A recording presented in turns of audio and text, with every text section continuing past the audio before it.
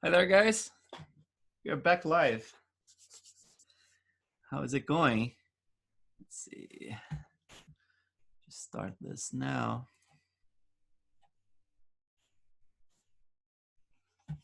Alrighty. You guys can see my screen, right? Okay, cool. Let me just go back to this. Yesterday, I actually saw some questions at the very end. In the chat log that I rarely check, to tell you the truth. I mean, like in the previous classes, I was actually asking the students, like, if someone doesn't have the microphone, can someone else help it actually just like read for me? Because I'm kind of like, I have a lot of stuff in my screens, like reference and stuff, and then it gets a little bit overwhelming for me. But let's start with those questions actually, so we make sure that we don't have anything hanging. Let's see, let me just go back here. Just find out what that was yesterday. So I had a question from Gina. How do you approach when sculpting the shape of the top-down view or bottom view? Do you have any tips for selecting and finding references? I actually don't. I mean, like I try to put my hands on any reference I can find, you know, like anything, like unusual references. Like I said, like that document that I posted the other day from Artstation from Darren. He mentions about like finding like unusual angles, right? But the thing that he mentions that helped me was to actually look at mug shots, like for celebrities, right? But unfortunately, they don't have like an up-down view in that case. I would say like if you look at like red carpet stuff, or especially like group pictures, with group pictures, sometimes people are laughing and just like, you know, distracted or something. And then sometimes you catch like those angles of like one of the guys, like that happens to be the guy you want to model, you know, it's like, it's just like laughing at the moment with the head slightly down. And then you can actually catch a glimpse of it. But I really don't have like a, you know, a formula. I guess it's just like really keep looking for it, like with Google, right? And there are like websites specializing in pictures of celebrities, right? Like, so you can find like stock photos of celebrities. And then I even forgot like which one is that I used last month. I have a link of it, but I don't remember which one that is. But it's like, let me see if I can find it here. Celebrity. Let's see if I just text celebrity stock photos. Which one's gonna pop in here? Shutterstock, Getty Images. Okay, Getty Images is a good one. So yeah, if you go here, for example, at Getty Images, and you text like, you put anything here. Let's see, Michael Jackson. I don't know why it came to my head right now, but I mean, like it has a ton of different ones, right? And it's gonna be like pages and pages of this. So sometimes you can find stuff like, you know, it's like maybe an unusual angle, like for example that one, right? It's kind of small, but it's kind of like looking down slightly, so you can have a little bit of idea about the head. But yeah, it's like this one as well. And obviously, in his case, he has like multiple plastic surgeries, so it's gonna be hard to decipher. But definitely Getty Images, if you're sculpting a celebrity, I think is a good one to go, you know. So try that one out. And the other one is from Cam. Let's see. How do you send our work for your review? Email. Yeah, it's like I would say like the best way, like to send like anything you want to get reviewed, is to send to post in our group on Facebook, because that way at least like the other guys, everybody's seeing it, and some people with experience, you know, so I can just comment on it and try to help as well. And also, if I post anything, like any reply to you, then the other guys maybe going through the same kind of problem, you know, it's like can get that information and actually find it helpful for themselves, right? So I think like if you post in that group, it's always better. And but if you're not in a group for whatever reason, I don't mind taking like, you know, it's like as an email and just doing like to you particularly, right? But it's always better if it's for the group, right? So at least I do one time and then kind of like cover that whole thing. How do we get into the group, Chris? Like, Oh, I don't think I'm in the group, and I couldn't find. oh, really? Yeah. Let's see. Let me show you this. So if any of you guys are not in the group, if you want to let me know right now, I can actually just point you guys to this. So the name of the group on Facebook is called Fly Art Matters, and then now there is this little extra information because a lot of people are actually asking to join. I have to block them. I'm actually allowing just the students. So take a look at this one. Try to find it right now. So Fly Art Matters. Yeah, I found it. Yeah. And I sent a request. Okay, cool. let's see. All right, sweet, man. Thank you. Yeah, and then obviously like every 2 weeks, so at the end of next week, then we're gonna have the actual reviews, right? And then you guys can just like, I'm gonna send you. Don't worry, like I'm gonna preview right here.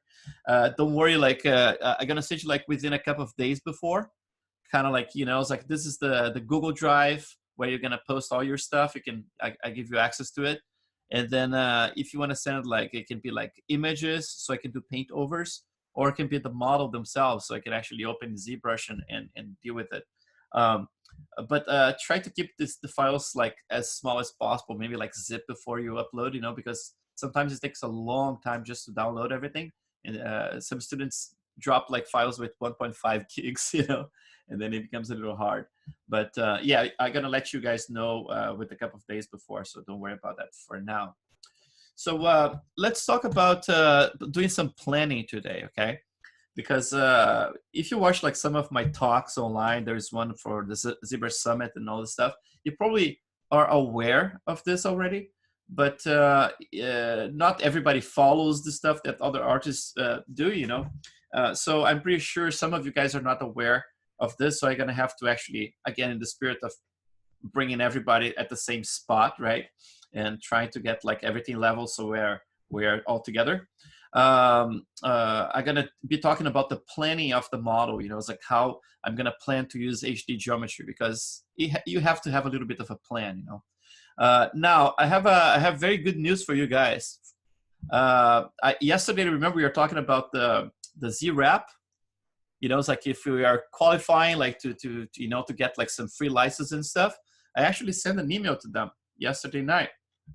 And I got an email back from Andre, and he says, it's an honor for us to hear that you found ZWrap useful. I'm a big fan of your art. That's great, right? So he offered that he can actually give access to all of us. Basically, like he has the you know, how many gonna need, and I mentioned like 28 in the group plus me, and he's okay with that. So I created an account in there, and he's gonna populate that with licenses for us, right?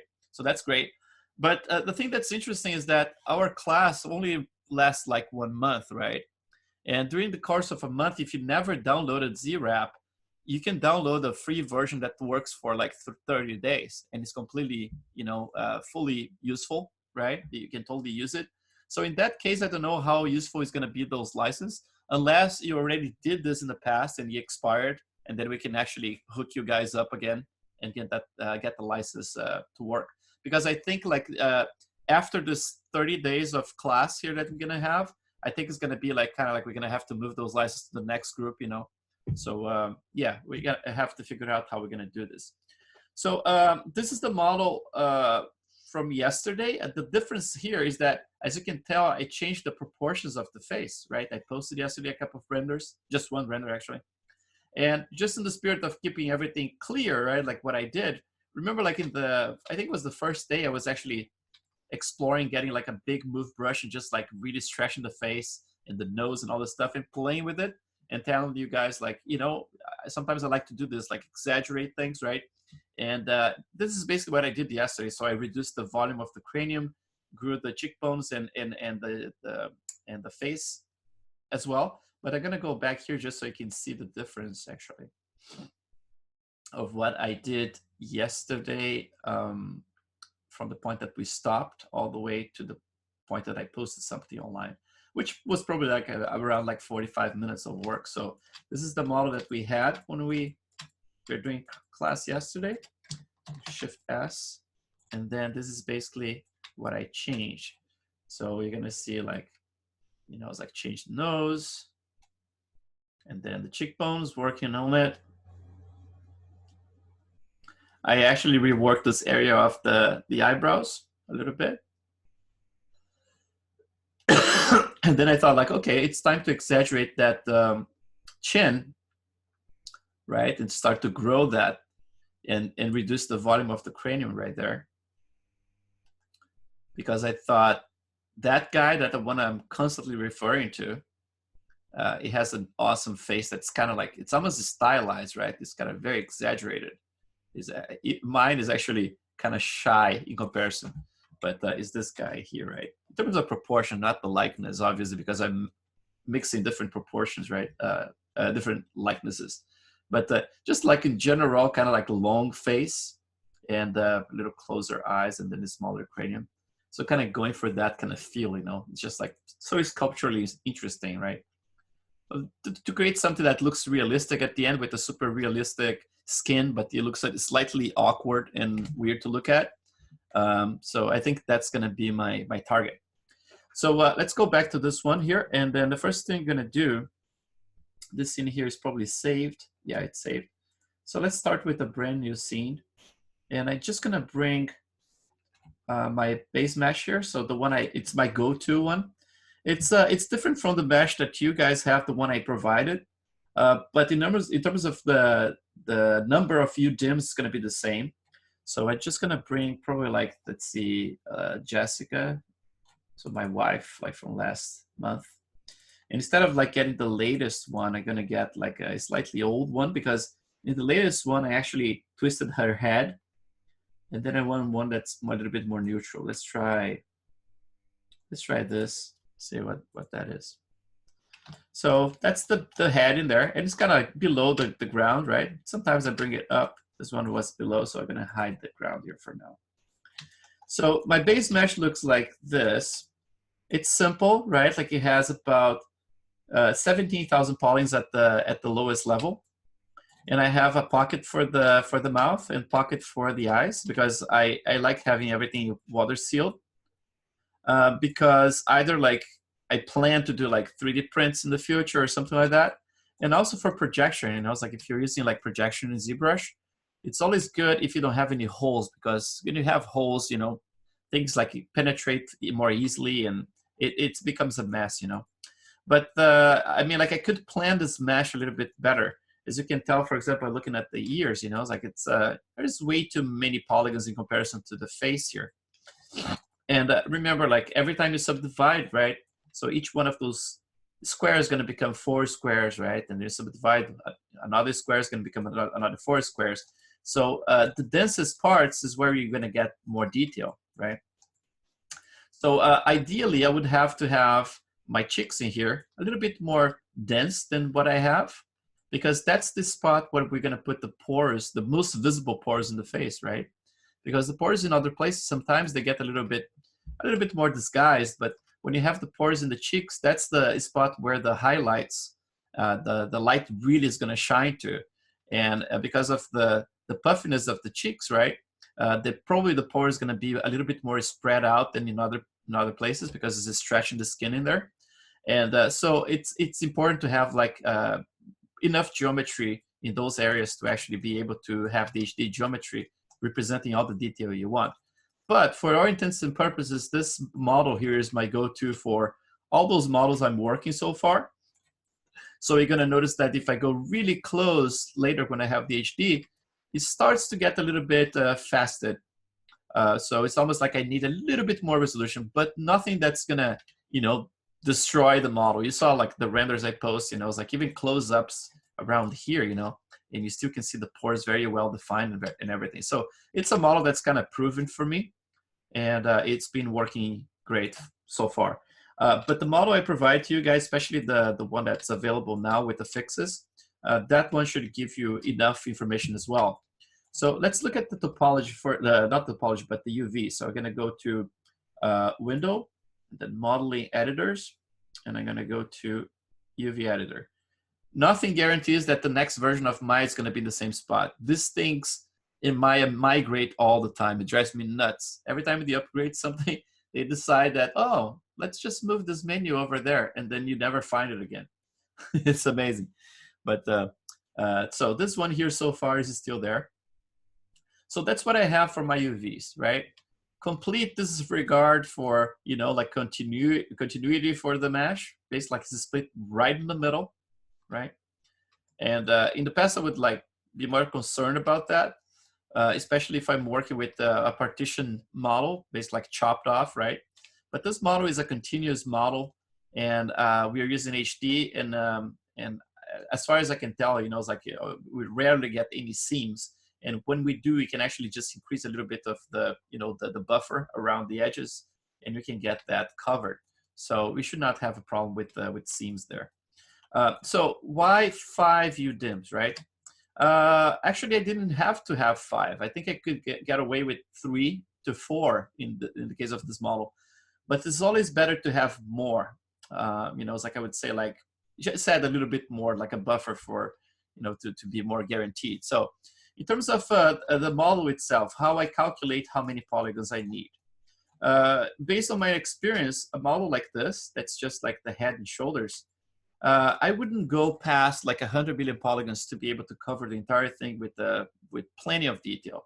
So no more than 100 million. In the case of my model, this one here, when I subdivided it to use HD, I get to 72 million polygons. So I thought it was a little bit too little. So that's why when I planned the model I gave to you guys, I believe that when you subdivide, you get over 80 million polygons for a similar, you know, head and shoulders. So it's a little bit better than that in terms of, you know, polygon distribution and in quantity. But this one should work just fine.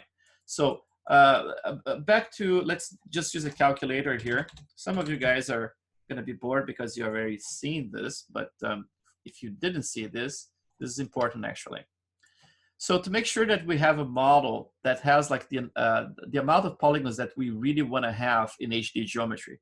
Remember, HD geometry is, in theory, you can get like to 1 billion polygons, right? But we're never going to get to 1 billion polygons. It's something that's going to be like, if you get to 1 billion polygons, that means you're going to have to work in little chunks of the geometry. Because even at 64 bits, I think the maximum amount of polygons I can sculpt at a time is like probably like 35 million to 40 million. So if I have 72 for this model, that means that I'm still going to have to enter HD twice to be able to accommodate and sculpt all the detail in there, right? So let's try to break this down so it's simpler to understand. So in my experience, like I said, let's pretend I want something close to 90 million polygons for the head and shoulders, right? In this case, like I said, this one's going to produce 72, right? But so in this case here, let's show first like how many polygons I'm going to get from this one when I subdivide. So I have 326 right there, right? So I'm going to put like times 4, times 4, times 4, times 4, times 4, times 4. So I got to 71 million basically. That's the amount of polygons I'm going to have available to sculpt in HD at the end, just by multiplying by 4, right? So if you want to do the opposite, we just do the reverse, right? So we're going to do like 90 million polygons, for example. That, let's pretend that's the ideal for a head and shoulders like that, which is pretty much the ballpark of an ideal model, right? So I'm going to just simply do the divided by 4 a couple of times. So again, so I get to 87,000 polys or 88,000 polys as one option B for optimal amount of polygons for the base mesh, or 21,000. So if we can get this 22,000, right? So either one or the other one. I would go with this one here, like 22,000 polys. So if we just like round it, right? 22,000 polys, let's multiply by 4.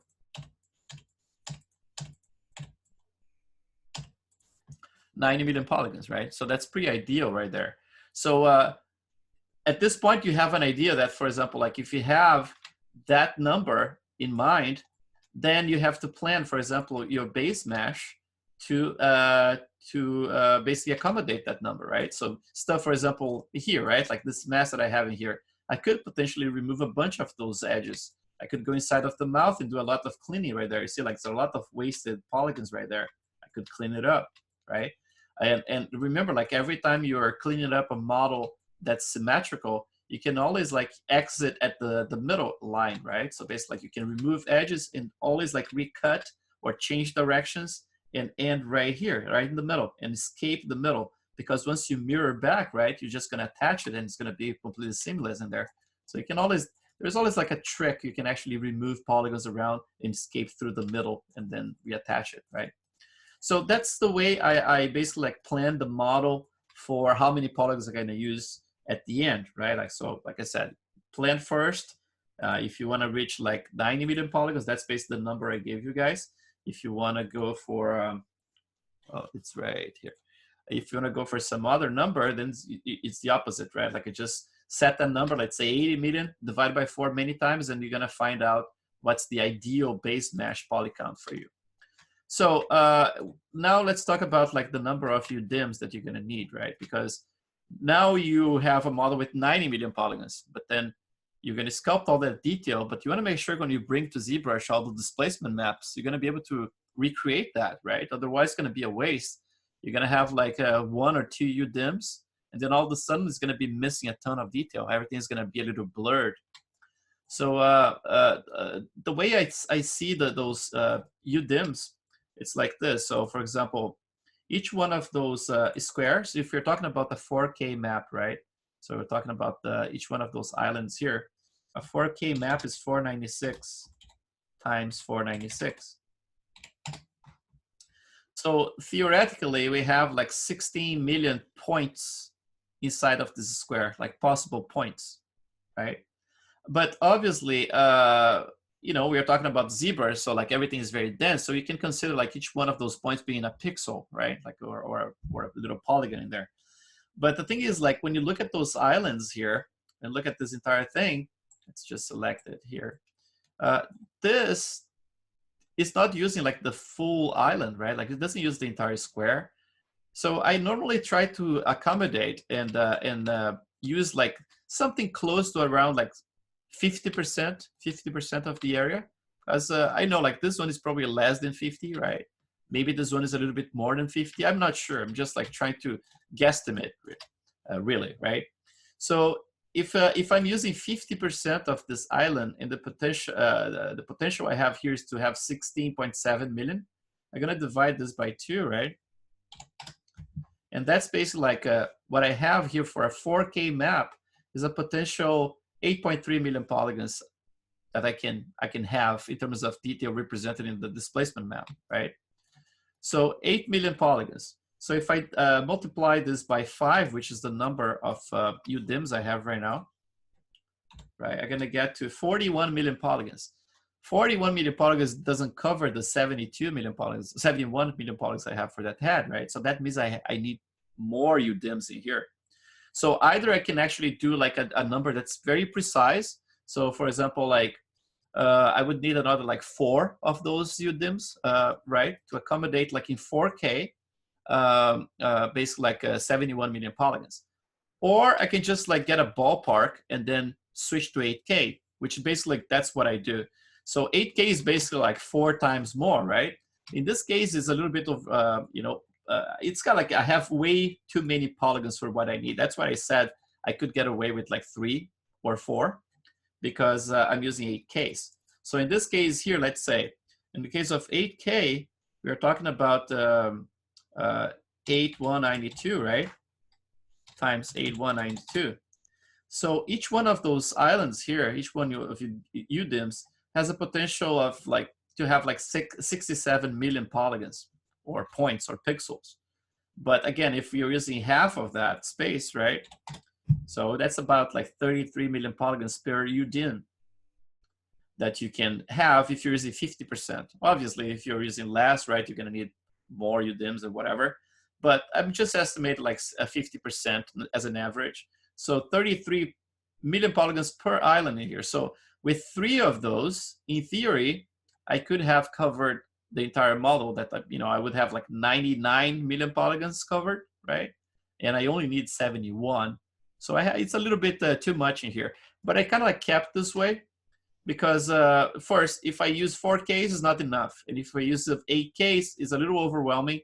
But I like to have this option to have like the mirror face, like so the entire face in one UDIM and the other one, and then the neck in the other one. So it's a combination of like what I needed plus the convenience of having this stuff distributed this way, right? Especially considering that I try to keep everything in world scale, right? So if I'm scaling up stuff, I'm not doing like, you know, like growing one piece that's much, although like for the ears, I grew the ears bigger than the world scale. So if you put like a grid as a texture, the ear is going to have more concentration of stuff, because sometimes I want to put like little pores in there and stuff, and I just want to make sure that it had enough geometry.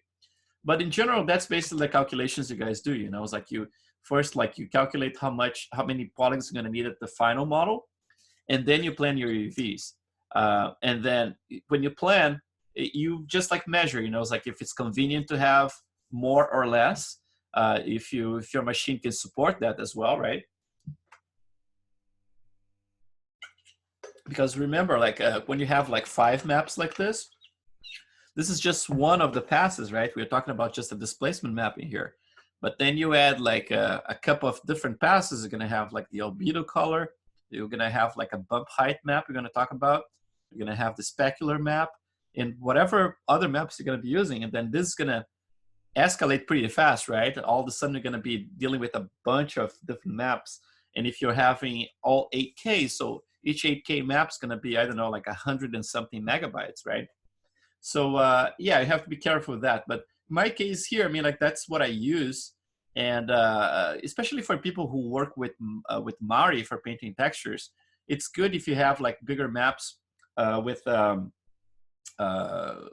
you have more space than you need, you know, because you can actually go and paint in 2D and add like fine detail and stuff. But I'm gonna tell you, man, like at work, people really overuse maps. I mean, sometimes something like this that would take 5 maps, probably at work they would use at least 10 because they love the, you know, to really overuse stuff. But yeah, I think I'm already overusing the way it is, and 5 maps is not too bad at all. So that's a little plan we have in there. So let's start this this party here. Now that we have that out of the way, this is going to take a little time, actually, probably between, I would say, like maybe 15 minutes for it to calculate. But we have to get this done today. Either I would do it like by hand, you know, the reprojection to the new mesh, or I have to do this like using the Z-Wrap that we're going to be doing just now. So with the Z-Wrap, at least it's not going to take the entire 2 hours, right? Like ideally if I do manually. And it should take like 15 minutes. And meanwhile, we can actually go and do something else, you know, it's like while ZBrush is processing. So I'm going to start doing this. I'm going to click this little star in there, and I'm going to import my Jessica model. Again, like an old version. I just need it for the UVs in the topology. I don't need like to be like the latest and greatest sculpture. So let's just see if I get one here. Let's see, low res 18, which is kind of old. Let's do that one. So I have that model in there. It's kind of old, right? Like it's not the latest sculpt, but it has a topology I need. So I'm gonna bring this one as a subtool of this guy. We're just gonna click append and then click her, right? Gonna click to switch to that subtool. Make sure he's visible, and then I'm gonna press W, and I'm gonna try to get as close as possible without being absolutely precise, because you know, the program should be smart enough to actually do a lot of cool things here automatically for us. So I'm gonna try to keep like maybe the lips a little bit closer, and the eyes, since he has this long face, I don't know what's the priority here, to tell you the truth. Maybe I can actually stretch her a little. I don't know what's the best option, but I'm gonna maybe do an average here, something like that. Maybe grow the face a little bit. Let's try that. And then, so now it's kind of like on top of each other, right? And I'm gonna move this one here which is the base mesh that you guys gonna use, either the one I provided or your own or a modified version of it. And then we're gonna just like click this little arrow and make sure it goes all the way up. So now it's the first subtool, and the second one is the high resolution mesh. And then the third one you can just hide. Right. So before I start anything here, what I'm gonna do, I'm gonna click on her and I'm gonna create the morph target. So I'm gonna store it, and that's it. And now, if you can, you know, like tonight or tomorrow, I don't know when you're gonna do it, but if you can go to the website, to the ZWrap website, right? Just Google ZWrap and then install it, and you're gonna have to restart your ZBrush, I believe. It should appear right here under plugins. So under plugins, you're gonna go to start ZWrap, making sure obviously that you have like the base mesh at the top and the high res in the second subtool, right? And make sure that the mesh is very low res as well. I see like my base mesh, like I said before, is 17,000 polys. So that should be fast enough to calculate. If you have something with 80,000 polys for your base mesh, then you're probably gonna take an hour or more to calculate, right? But a low resolution like that, that's ideal to actually get things rolling. So then you're gonna click your ZWrap. It's gonna open this little interface here. This is probably like the third time I'm using it, but it's pretty straightforward. So I don't think there's a lot that has to be said about it, but I'm gonna just show you here how I did the other times and it worked for me. Maybe there is some other tricks that I don't know, but you just mark, for example, corresponding points, right? I'm gonna click the corner of the eye here and then there. You see it synchronizes the view, right? Which is really cool. So I'm gonna click again that corner and this corner. And I'm gonna keep doing this for a little bit now. Today is the day that's a little boring because it's just like this technical stuff. But we have to get this out of the way so we can have fun next week and just do sculpting and painting, which is the best part. Nobody likes the technical stuff. So let's get like the beginning of the nasolabial here. Let's get like maybe a little better angle right there. And it's like you're gonna see this, man, like the way he calculates things, it's quite impressive, you know. Sometimes you have to be a little bit tighter with where you place things, but sometimes it's just like it's sometimes very loose and you still can find the corresponding stuff. It's pretty amazing. But I do stuff like this, you know, especially with openings, try to find like correspondent points like that. Especially with openings. I think like the biggest problem here in this model is gonna be the pocket inside of the mouth, because this guy here has a locked, you know, the lips are sealed and she has an open mouth with the interior in there. So that should be a little tricky. But that's why I saved the morph target before you enter, because I might be able to actually just dial back, you know, so I can just like isolate the interior of the mouth and blend that entirely back. So let's see if that's gonna work. In theory, it should. So let's get, it's gonna be hard to find like what the corner is, right? Because there's a lot of wrinkles in there too. So let's get this area here corresponding to that. And this is gonna be an important one to get like the bottom right here corresponding to this guy, so you can actually stretch and place it pretty close to where we want. So let's try. I'm gonna have to have more points in here because otherwise it's gonna get a little confused. You're gonna get that, that, and that, and that. And I'm gonna have to have some in-betweens here too, because the mouth is open, right? So it's completely different. So I'm gonna have to have maybe like one around here, corresponding to something around there. And the same around here, corresponding to that. And same for the top, so one here.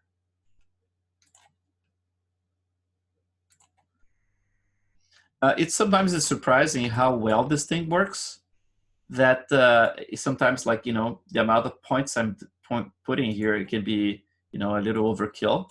But it's better to have that and get a better correspondence than just like get a mess, you know. So here's going to be a tricky one as well. So I'm going to put right there and right here, because I want to make sure that those things are going to close up, right?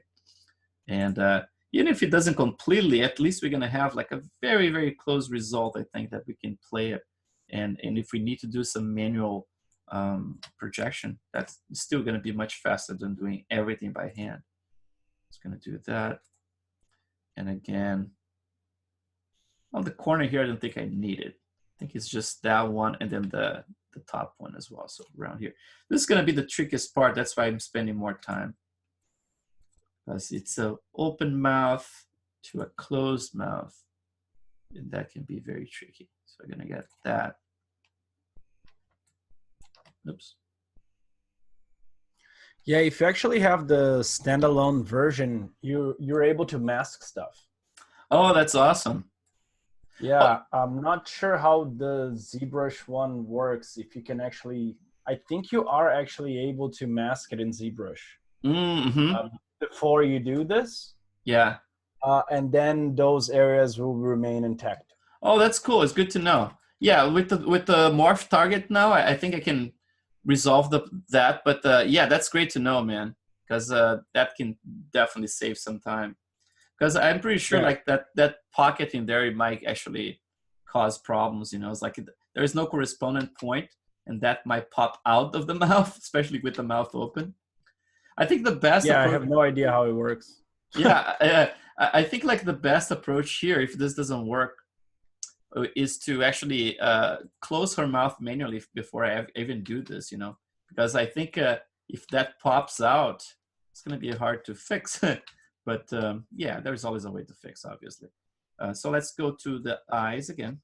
And the eyelids are important, so I'm going to make sure that those guys have a correspondent point, at least like one in the top and one on the bottom. Chris, you have a comment in the chat for you. Oh, okay. Thanks. Yeah, it's like, let me just finish this process here. Is this something related to what we're doing now? Hi, Chris. Hi. Can you hear me? Yes, I can. Yeah. I managed to make the mic work. I was wondering, as the model are symmetrical, why are not you using the symmetry options in the ZWrap plugin? Oh, I didn't realize there's one. Oh, okay. So let's see. Because you can activate the symmetry both in the left and right window, and so you can create points that are symmetrical. Is this one here? Yes, and also on the other window there is another option. Because, yes. Oh, okay. Cool. Awesome. That's good to know. Great. Yeah. So see, I already learned something. Like I said, this is the third time I'm using this program, but that's awesome to know, man. So let's just do this one because this one is asymmetric at this point, but the next ones we're gonna turn it on and see how this is gonna work out. It's gonna be awesome. Okay, so let's try that. Let's try to put two like inside of the nose. 33, 34. Yeah, look at that. It works. Thanks. All right. So let's try this one. It's awesome. You know, one thing that's very interesting to me is the ears. You can tell, like, I mean, like the ears are not the same topology at all, and they are different in shape and all this stuff. That's kind of like the sketched version. And the ears are the spot that works the best, man. It's like the ears sometimes like it's a translation like 1-to-1. And even though we don't have like a perfect, you know, it's like a structure or anything like that, just by putting some points like that, especially those areas that are more stretched, like this and this, at least that's what I got like in the other times I used it. It's like, it's quite impressive. Let's get like this line here too. And this corner. Let's get maybe like the middle area right here. And maybe right there. I think this is actually quite enough. And then let's see for the, let's try maybe like a little bit of the zygomatic, just to force the zygomatic to be in the same spot. So let's try something like here to here. and maybe the nasolabial to be forced as well. So we can actually travel that. And let's see what else we need. Obviously here, then we're gonna have to do a little voodoo in here because of the shapes are so different. But I believe if you do this, I'm gonna have to close that gap a little bit. And then if we do something diagonal like this, we can actually bring this around there. And then this we can bring around here. And then this little line I'm gonna put right there. And bottom of the neck right here. Maybe the jaw around there. Just to force the topology to travel accordingly. And then let's try here to here. And we need more for the eyes for sure. Still curious about the inner mouth. That's gonna be a little tricky, but we're gonna figure it out. Let's get this to this. And I'm gonna actually use the inner pocket. So I'm gonna put one probably like inside. Holy moly, what did I do? What did I do? I will come back. Let's go back here. And let's see, put one right in the middle right there and right there. Try to hold that pocket in there because it's pretty messy right now. And it's another thing I can actually use, I think let's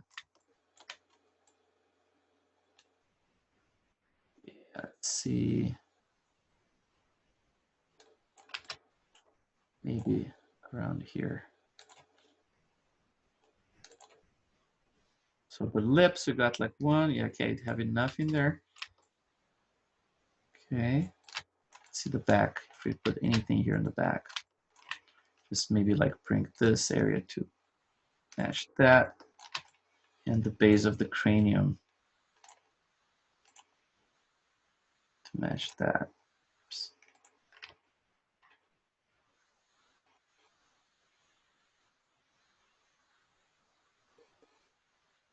Something like that. I think this is enough actually. So let's see. Did I do anything with the nose? I didn't even do anything with the nose, huh? Let's get just two here. Because this thing, yeah, it's so, man, it's like, it's so good. I think it's gonna do a really good job. I think that's it. And now we're gonna have to pray for that pocket. Because I'm pretty sure it's gonna explode somehow. It's gonna go somewhere. Chris, make sure you save all your points. Like you have a save option and that'll save all the points in a text file. So that if you need to fix it when you come back because of the mouth, you don't have to redo this. Oh, that's pretty cool. Oh yeah, yeah, sure, yeah. I think I did this before. Yeah, just like to save the, it's almost like save the little project here, right? Just load it back. Yeah, like the coordinates, it saves all the different points that you've created on both models. Yeah, that's awesome. Okay, let's do this. So it's gonna be like native one. Let's save that guy. And then, and I guess we're gonna just like run it and then we run from it and we're gonna do something else. Probably like in Maya. So let's, oh man, I don't think I finished the eyes, did I? Yeah, I did not. That's gonna and I think you'll have to save both. Like you see how you have the save option on both. For both of them. Yes. Yeah, okay. Yeah, that's separate, huh? Like it considers like two different objects. So let's do this and then this.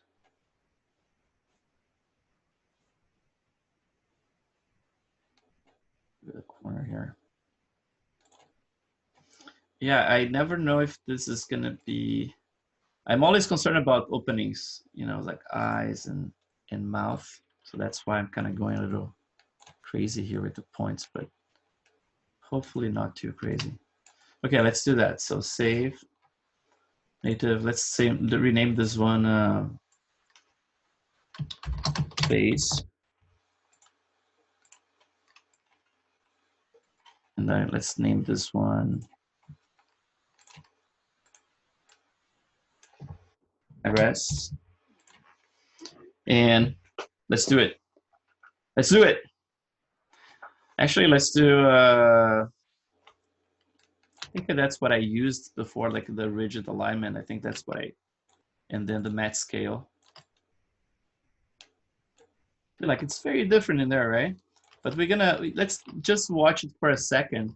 I think the first pass is already gonna stretch things pretty good, but then we're gonna see straight away if the mount's gonna work or not. So let's try that. Click start wrapping, and then we pray. Let's see. But yeah, stuff that doesn't have holes, probably like the shoulders and ears and all those things, nose, it should be pretty perfect. But then, yeah, eyes and mouth is gonna be a little of a mystery. Okay, building nodes, and then it starts wrapping. So it's gonna do, the first pass kind of fast, and it starts like refining it. It should do like in 3 passes. So you see like it's already pretty close there in terms of proportion in general, right? But then now it's gonna do all those passes to refine it. But yeah, we come back to this one in a few. Let's do some more work because this is gonna take probably 15 minutes. So let's go back here. And let me show you what I did yesterday actually with my render. So I had the render set in here. Basically, the only thing I changed was that I just brought the new model, right? Like after that change in proportion. But in terms of the render itself, let's see if I can find my render view. So normally what I do, I just like save this one as a EXR, right? So I go to File and then Save Image. And then you can give like any extension you want. So I saved as an EXR in here. You can just like do a second version here, XRB. And then there is one thing I like to do when I'm actually presenting the work on like posting on Instagram and stuff, is using a little plugin in here, which is this one here. Check this out. We're gonna open this one I just saved. And I'm gonna bring us alpha channel, not transparency. And so that's the model right there, like the render. So there's a plugin that I actually bought like some time ago, and I just renewed like a couple of months ago. It's a plugin for Photoshop. It's called Alien Skin, and it's called Exposure. So to be able to use it, it doesn't work with 32 bits, right? So the first thing I'm gonna do, I'm gonna go to Image Mode. I'm gonna switch to 16 bits. When you do that, normally Photoshop tries to, you know, like switch the colors automatically for local adaptation. So you just go back to exposure and gamma, the first option. And when you confirm it, you should go back to the normal, right? So it basically like converted from 32 to 16, but preserving everything other than the color depth, right? So now if you go to filter, if you have it installed, it should be called like the old one was exposure 2. The new the new one is exposure 4. And the plugin is, if you just Google like Alien Skin Exposure. So that's basically like, it's almost like a Lightroom software, but with a ton of presets, right? And it's not like super cheap. It costs like $100 something, I think, but it's really cool. So if you go to exposure, I'm not affiliated with the guys, by the way. I just like the software. So I can show you why I like it. So let's see, features, blah, blah, blah. Where do you buy it? Does it have it? Does it have the pricing here? Buy, okay. So yeah, 149. So because I had the other one before, oh, this one is the bundle. So it's 119 basically. That's the price of the software, which is not bad. So I upgraded for 89 because I had exposure 2 before. So what it does is this, check this out. I'm gonna open my exposure 2 because exposure 4, I don't have all my filters migrated, like all the custom stuff I created. I have to migrate to exposure 4. So I'm gonna use exposure 2 just to show you, which is the older version. So what this one here does, you see, like by default, I already have like the latest one is the one that's gonna bring here. So like opacity, I'm at 100%. If I reduce it, that's basically original, and that's after the filters, like original, and then filters, right? And those are all custom filters that I added. You have a ton of stuff. For example, like you see, like I have my personal presets in here, like for the Rick Baker, Michelangelo, Hellboy, Giger, all those projects I had. And each one of them has like presets like for black and white and blah, blah, blah. This is like all user created, right? It's all by using all those controls in here to add more and more stuff. But then you have also the stuff that comes with the program. And that's what interested me at first, which is like all those ready-made filters that imitate like actual film. Oops. Oh, it just crashed. Great. Let's go back here. Oh, okay. It has like, for example, like the Kodak films, and they have like the Agfa and all that stuff, you know. It's like they have separate also in black and white and color. And for example, if you go to black and white stuff, they have a ton of very cool ones. They have sepia. So you have like a vintage in here, right? So you have those awesome filters like that, some more washed out, right?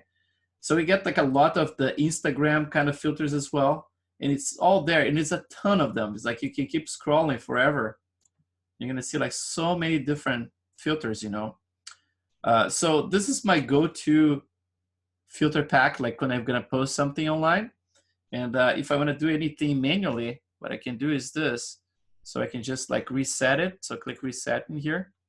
And then just like a little demo here of, obviously you don't need to buy this thing, but just to show you like the amount of control you have. So you have exposure, all that stuff, like controlling shadows, like you have with the Lightroom, right? But then you have those cool controls here. For example, like this one that's called IR. This one adds this bloom effect like that, right? So it kind of like adds this bloom. Obviously, I'm exaggerating here, so you're gonna have to be careful with it. So it finds the highlights, you know, it's like it exaggerates them, which is really cool. And then you have things, for example, like the grain. So you can actually add grain to your scene. And then the grain, you can use like roughness in here and add more or less of it. You can play with the size of it. So you can make it smaller or bigger, right? More rough, like that. And then you have this, the focus itself, you can make sharper, right? The whole picture sharper or more blurry. The blur is interesting because, for example, if you use like the opacity at full and the radius full as well, and you use like the lens wrap, it's gonna try to preserve the center and then blur just the outer parts, right? So it's kind of cool, like for like a kind of like a dreamy kind of thing. But so they have the blurry here, but they also have this thing here that's called the focus, or actually bokeh. So the bokeh is kind of similar to what you have in Photoshop, right? You define like the fading area to the blur, and then when you add that, so you get like the blurry there, so you can simulate. So you need to, you know, to use like a depth of field, right? You can do like a cheap version of a depth of field in here, like a cheat, right? Just to have something that it's easier to just like tweak in here. So it's cool because you can save a bunch of those presets. You even have like zoom in here, you know, it's like you can have like the zoom, kind of like give a little motion in there. There's a twist. There is a cream, curvature for the lens, right? You can create that those little highlights. So like the threshold, similar to what Photoshop has, right? Like so you can get like, yeah, it's gonna be a little bit slower to calculate, but you get the point. And then here, another thing that's cool, you have the vignetting, right? So you're gonna go to your vignette here, and you can make darker outside, you can make lighter, same stuff. And then the borders are actually pretty awesome because you have like those ones. It's a very cool preset. And then you have all of those, like the grunge ones, you have Polaroid stuff. So you have like this type of frames, which is really cool. And then sloppy stuff, like you have like those ones kind of like, you know, a little bit more beat up. The vintage stuff is really cool too. So when you see some of my renders sometimes with this kind of stuff, that's basically the filters I'm using. And then on top of that, you can actually, you know, it's like flip them and then flip the other way around, you know, change the, you know, black positive to negative. And then you can actually zoom in and out as well. So you can just have a little bit of it showing, right?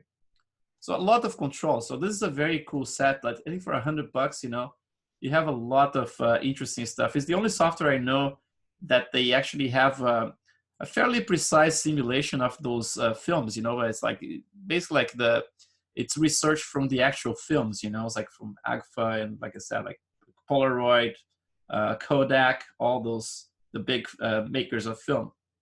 So yeah, just to give you a heads up that that's basically it's a very cool tool to use. So let's I can apply here at any time. So if I apply here, it creates a second layer.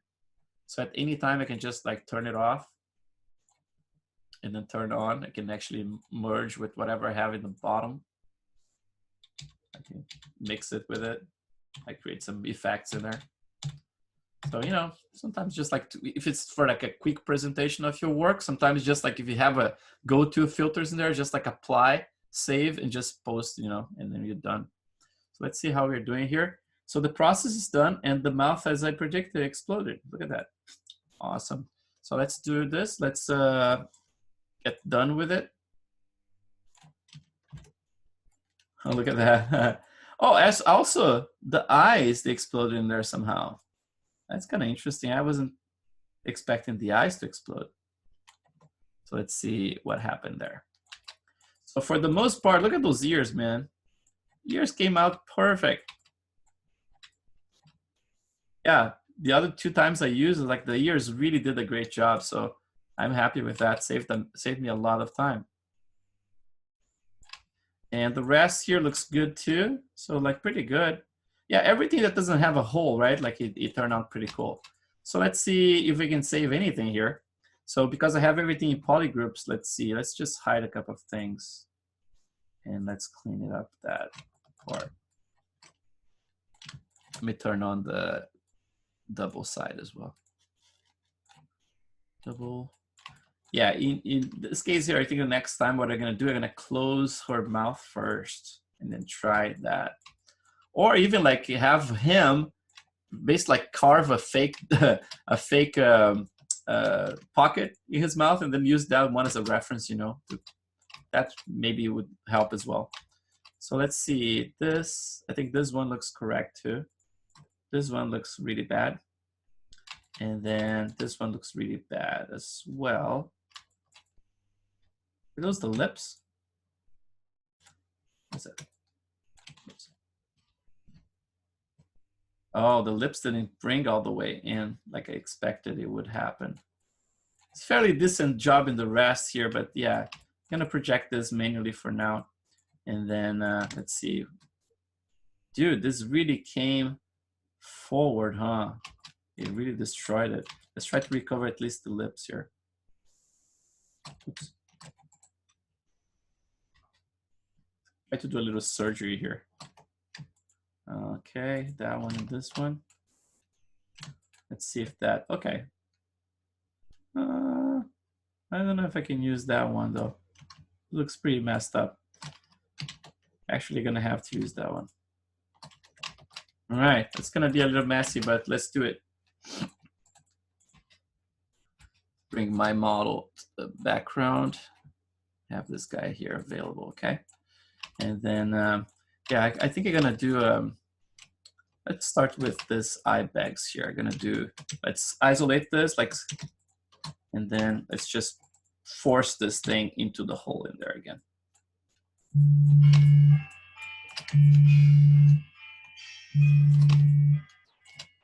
Because we're gonna need the eyelids anyway, so that should be more than enough. And I don't even think that in her case, by just simply recovering the morph target is gonna help because she was in a completely different position. So I learned something, you know, it's like close the mouth and bring, you know, the overall proportions closer before I even enter that mode. I think that would be very helpful. So yeah, next time I'm gonna do that. So let's try to now reverse this and then smooth this out.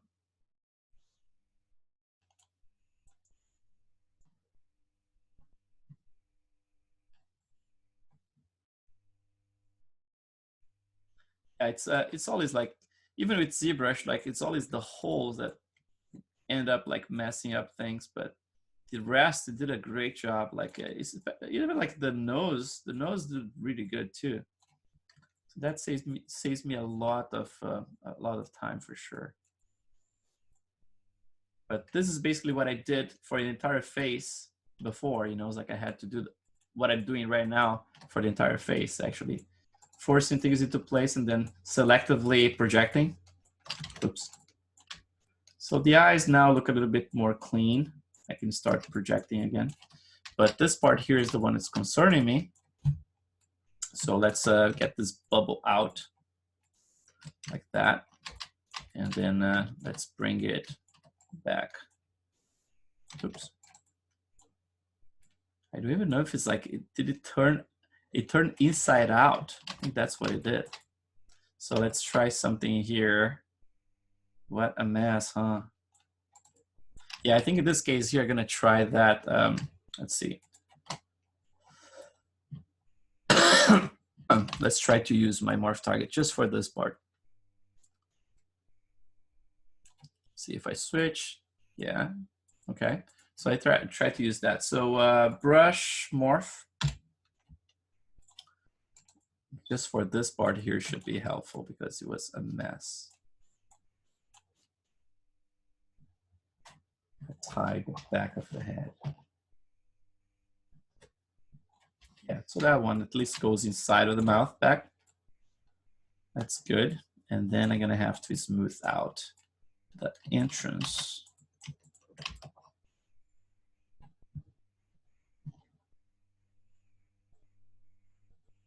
Yeah, that's not gonna be too bad. Simple enough to actually bring it back and do a little projection. Obviously, it's going to be very, very flat. I'm going to have to incorporate some of the volume in the back. So maybe a little inflate there. Yeah, I'm going to have to clean it up and do this more calm later. But for now, let's just do this. Let's just align this to that guy. Actually, with my move topological. And let's get this one first. And one thing I can do here as well, since we have topology, you can just press Control and then enter like the move or rotate or whatever mode. Just press Control, go up, and then that should actually isolate just the bottom part. So I can work just in the top. Let's bring this down. Since I'm in the middle of this mess here, you guys are free to ask me any questions. I mean, like you can tell that I already gonna be spending some time just fixing this area. Hey, Chris. Hey. Do you ever use ZProject brush for this? ZProject, yes, that's what I'm gonna do next. Okay, cool. Yeah, it's like it's the best, right? Like for this kind of like a very particular area we have to project stuff is like it's the best way. And sometimes I just like use a little mask, you know, just mask a little, and then project all just for that specific little part. That works too. So let's see, this one looks better, and this one doesn't look that great, but it's because we also. Hey. I wanted to ask you if you're gonna post the after classes time-lapses video. Yeah, I can do that. Like I posted, but it's too fast, right? Like it's hard to see what's going on, right? I can't see anything. Yeah, I have the unedited version. That's it's basically like it's a slow-paced one, right? But at least you can scrub through it. I can definitely post it. I was supposed to post yesterday, actually, the one I did, and I didn't. But I can post tonight, and also the one from yesterday. I can generate a little time lapse as well. Okay, thank you. So where can I check it?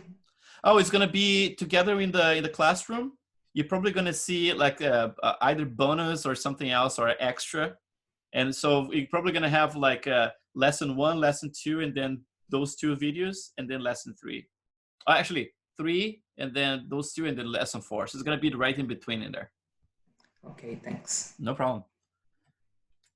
So let me just make this symmetrical. So let's do smart symmetry.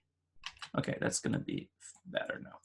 So the upper lip is already better. So you got closer in there. I still have to add some volume inside. But let's go and deal with this guy here now. So I'm going to reverse the mask and just bring this one out and up.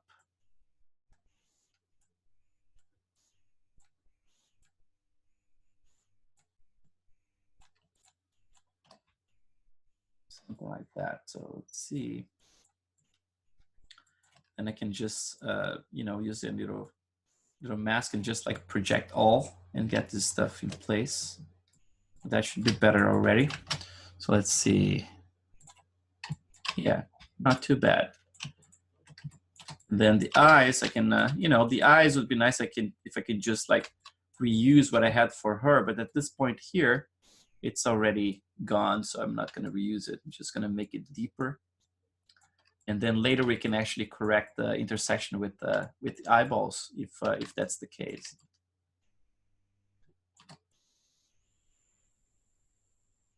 Something like that. So let's see. In terms of the topology here, you're going to see like there's a lot of things that are a little wobbly, right? So one thing that was like in June, Omid actually gave me this tip, and I was like, man, I never realized that it worked like that.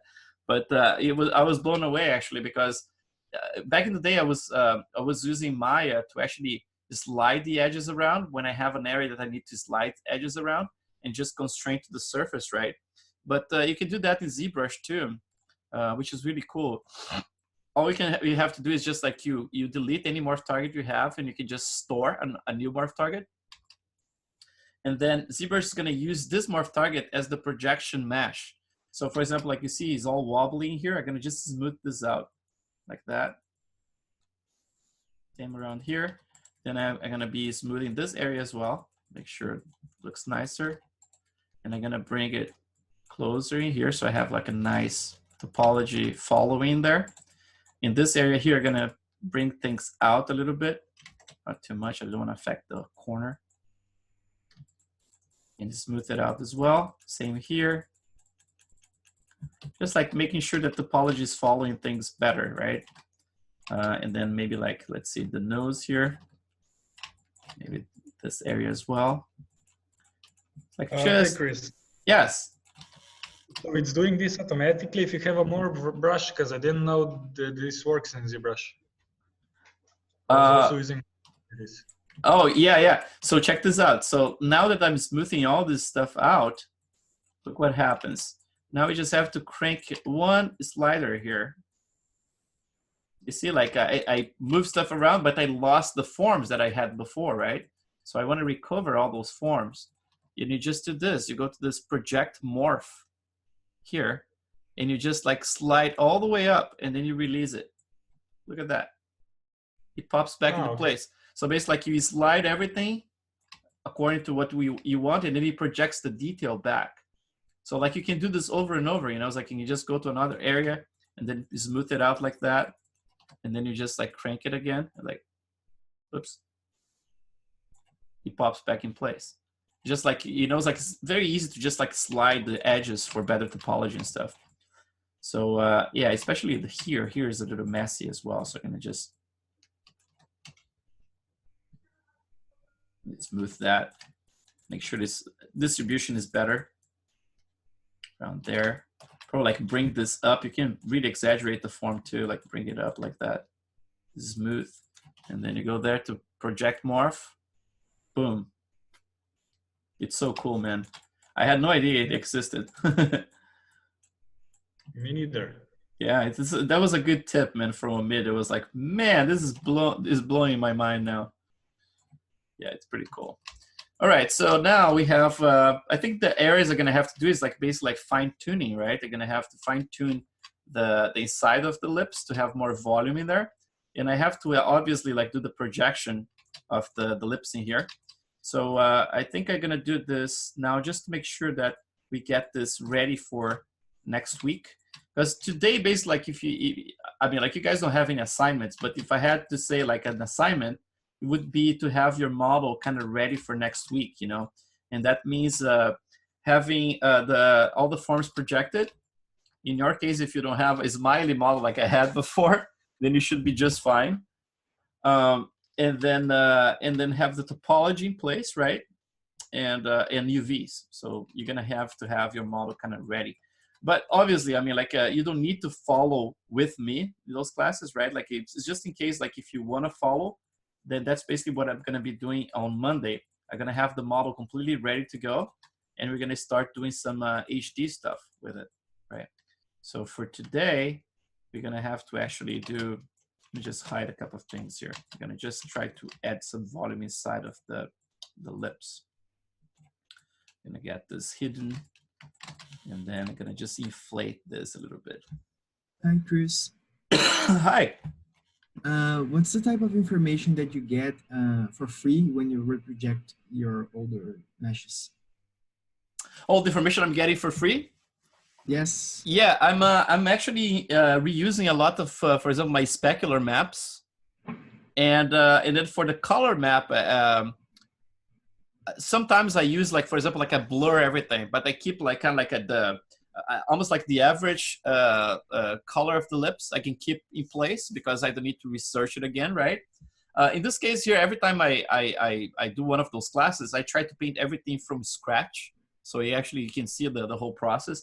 But for my own personal stuff, you know, it's like the whole objective for me to reuse those meshes is to actually save myself a lot of time, right? So any maps I can reuse, I reuse. So for example, the bump map, the bump height map I'm gonna be reusing, the specular map as well, and kind of like the color map just for a reference of the average color, right, of the whole face. But yeah, you can reuse a lot of stuff. Thank you. No problem. Yeah, I understand there's a concern, for example, not a concern, but you know, it's like if you're an artist who actually likes to sculpt everything asymmetrically, it's really, I know that bothers, you know, it's like to kind of like me asking you guys, like keep things symmetrical, you know, it's like in tell you guys to do this for a long time.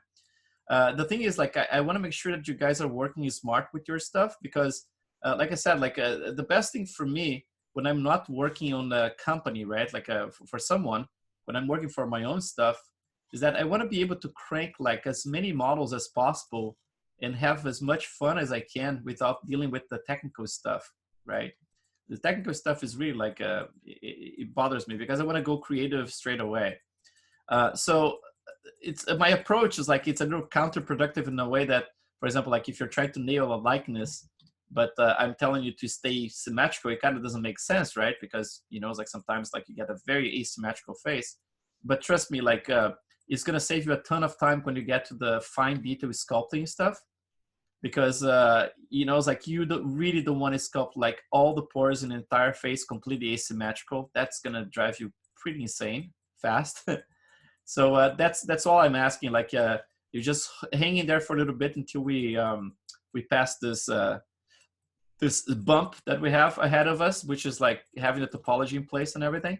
And then once that's in place, then you can break symmetry as much as you want and go to town with the model, you know. So yeah, let's move this out a little bit. So I got, yes. I was wondering, do you always sculpt with your perspective on? For the most part, yes. For the most part, yes. Okay, so I got this in place. Let's do a projection here now. And what I can do here, I can subdivide this guy once. But let's do the projection of this area here first, right? So let's just make sure we match the line there.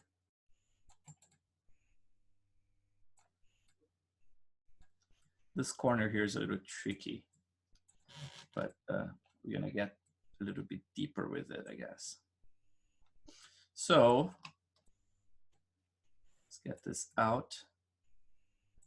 And then one thing you have to be careful with ZBrush is that by default, the back face is not masked, right? So sometimes you're trying to project stuff or mask stuff and it goes across it and creates a gigantic mess. But for example, like if you have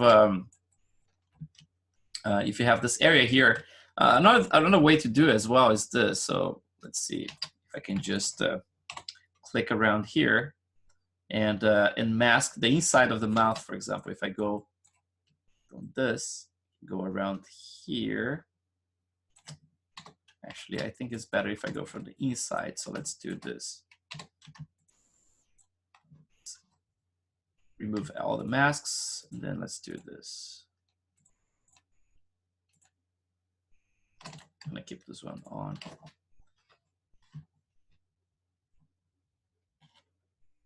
Oops. And then those are nostrils. So let's try this. Pretty messy here. This is something I'm gonna have to clean up a little more carefully in the future, in the next couple of days.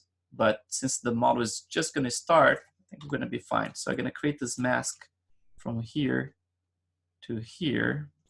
Maybe like bring all the way to the edge around there. Oh, that didn't do it. Let's try it from here.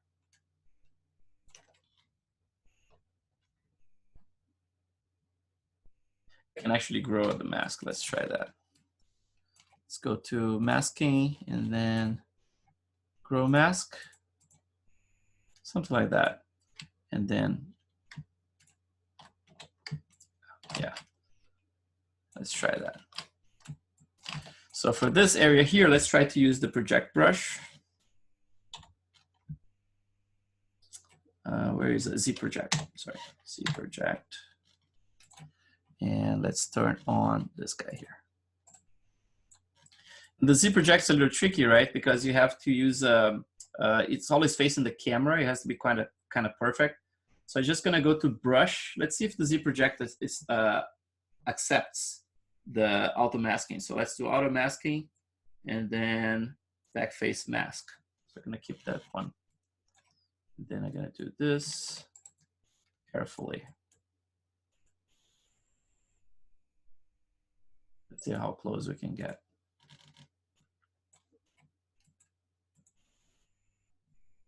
If I need to adjust a little, middle part's gonna be fine, I think. The corners are always the problem, right? That's the part that's super tricky. Oh, you see what I did there? That's the thing, you know, it's like I'm using the symmetry, and sometimes the symmetry is not the best way to do it because you're projecting according to the camera angle, and the symmetry gets confused with that. That's why I kind of rather use like a mask and then use the projectile. But let's see what this corner is here. So now let's do something. Let's subdivide this guy one time. Still messy there, but I can fix it. So subdivide one time. So we got 69,000. So that's pretty good. Let's hide, actually mask those areas. So I'm gonna create a mask like this. I'm gonna click in here and then go inside of the mouth. So this whole area inside of the mouth is gonna be masked. And then I can actually grow the mask slightly just around here. Oops, symmetry. On there. And then for the eyes, I'm gonna do the opposite. Just gonna clear the interior.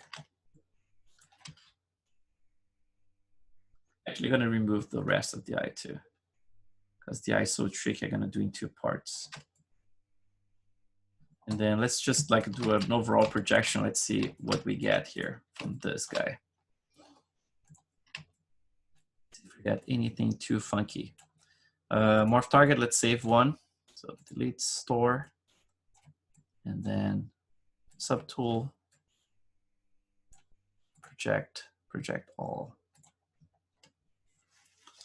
Okay, that's not bad. Let's see. Yeah, that's pretty good.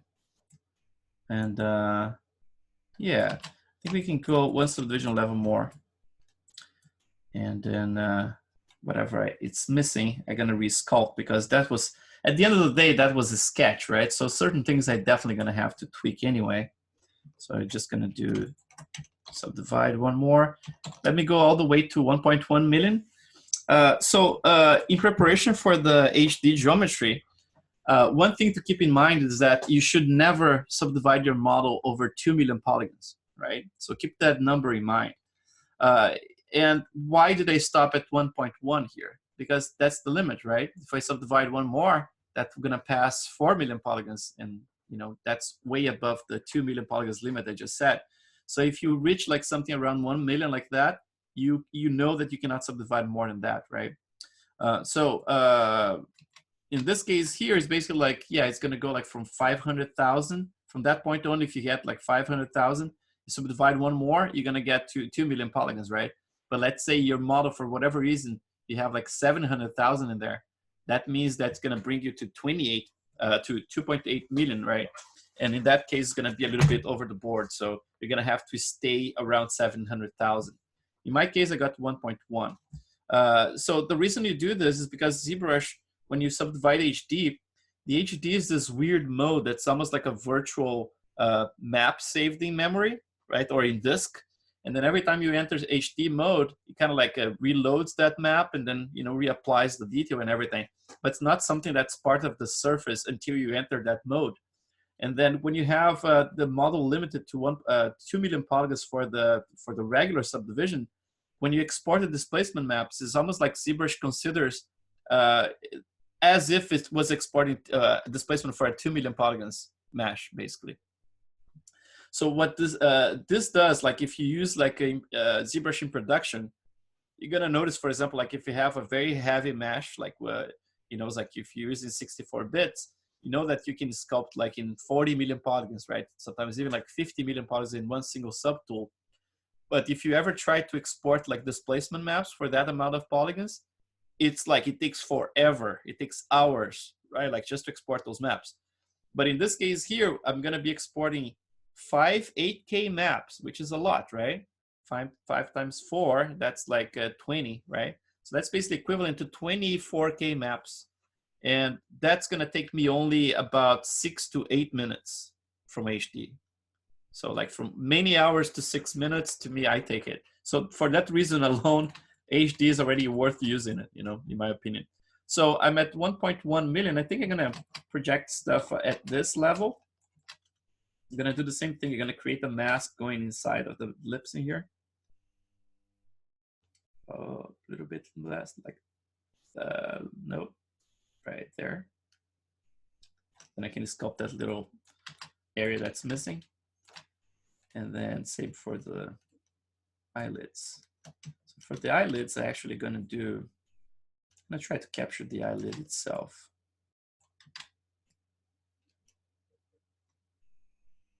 Let's see how messy this area here is gonna go if I try to project straight away. It's too messy, I can just blend it back. Let's see. Let's try that. Let's reverse the mask. Get this guy in place. Let's save a morph target. Delete star, and then project all.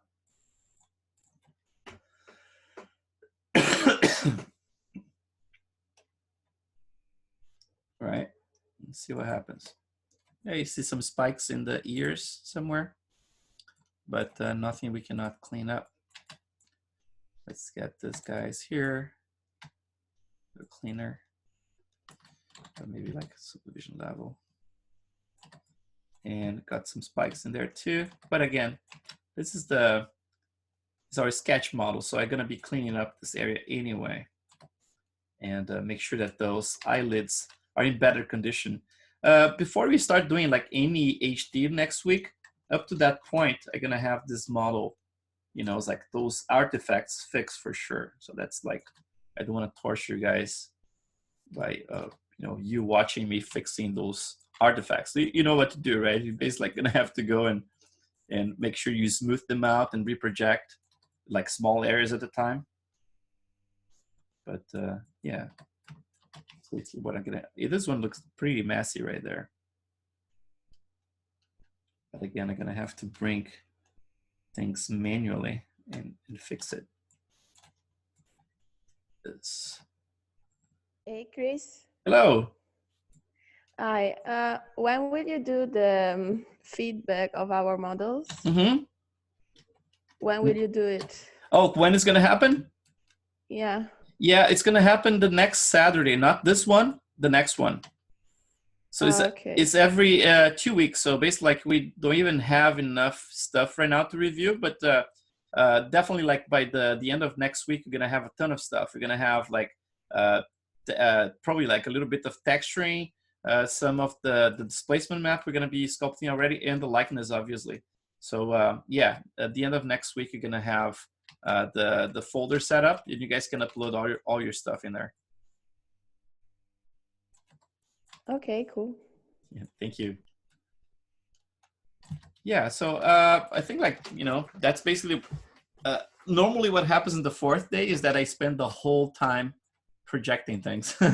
It's a very boring day, but we managed to do some stuff in there. So since I got some stuff in place, I'm gonna do more sculpting on him, keep like pushing the sculpture a little bit further, and then eventually like fix those little corners. But I really don't want to torture you guys doing stuff that's not fun. So let's just do some observation exercise here, and then do some more sculpting. Let's get those guys.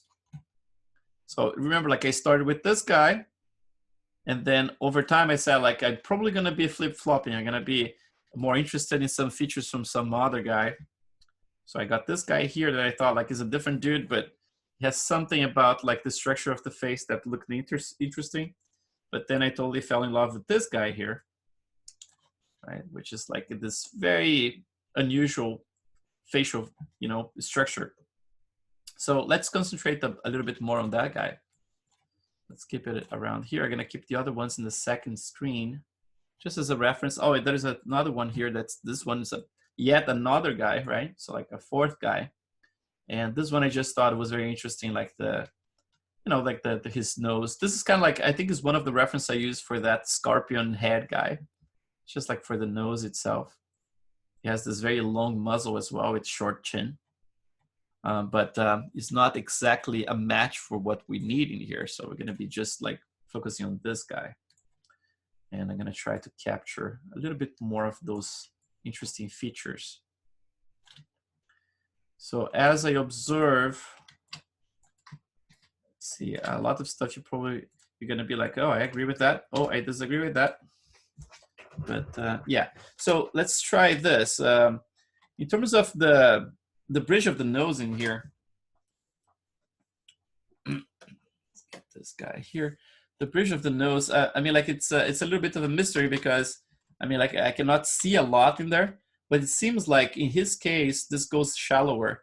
You know, it's like a little bit shallower. So it's almost like this gets closer to the eye. But because my eyes are so buggy going forward in there, I think I'm gonna have to do a combination of both things. I'm gonna have to bring the lids back, right? You can tell already by looking at here that they are too forward in relation to the eyeballs. So I'm gonna bring them back, making sure that I have a little curvature there. And it seems like the eyeballs are a little bit small too for the size of his head, that I might have to actually increase the size of the eyeballs a little bit. But I want to make sure that at least like the eyelids are wrapping around.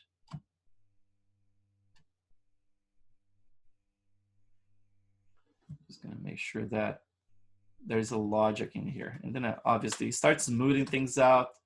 I like to keep like the forms pretty rough when I'm sketching it, because it gives a lot of character to it. But then when you're starting to actually, you know, finally the sculpture itself in the model, I tried to clean up the forms, you know, so I can remove some of the wobbles, you know, that I find everywhere in the model. Oh, look what happened in there. Look, the fold, it's out of place. So let's see what happens. Yeah, there's an intersection happening right there. So I'm gonna just remove the fold altogether. And then I'm gonna just move it manually. Just remove that. And move it manually to that spot.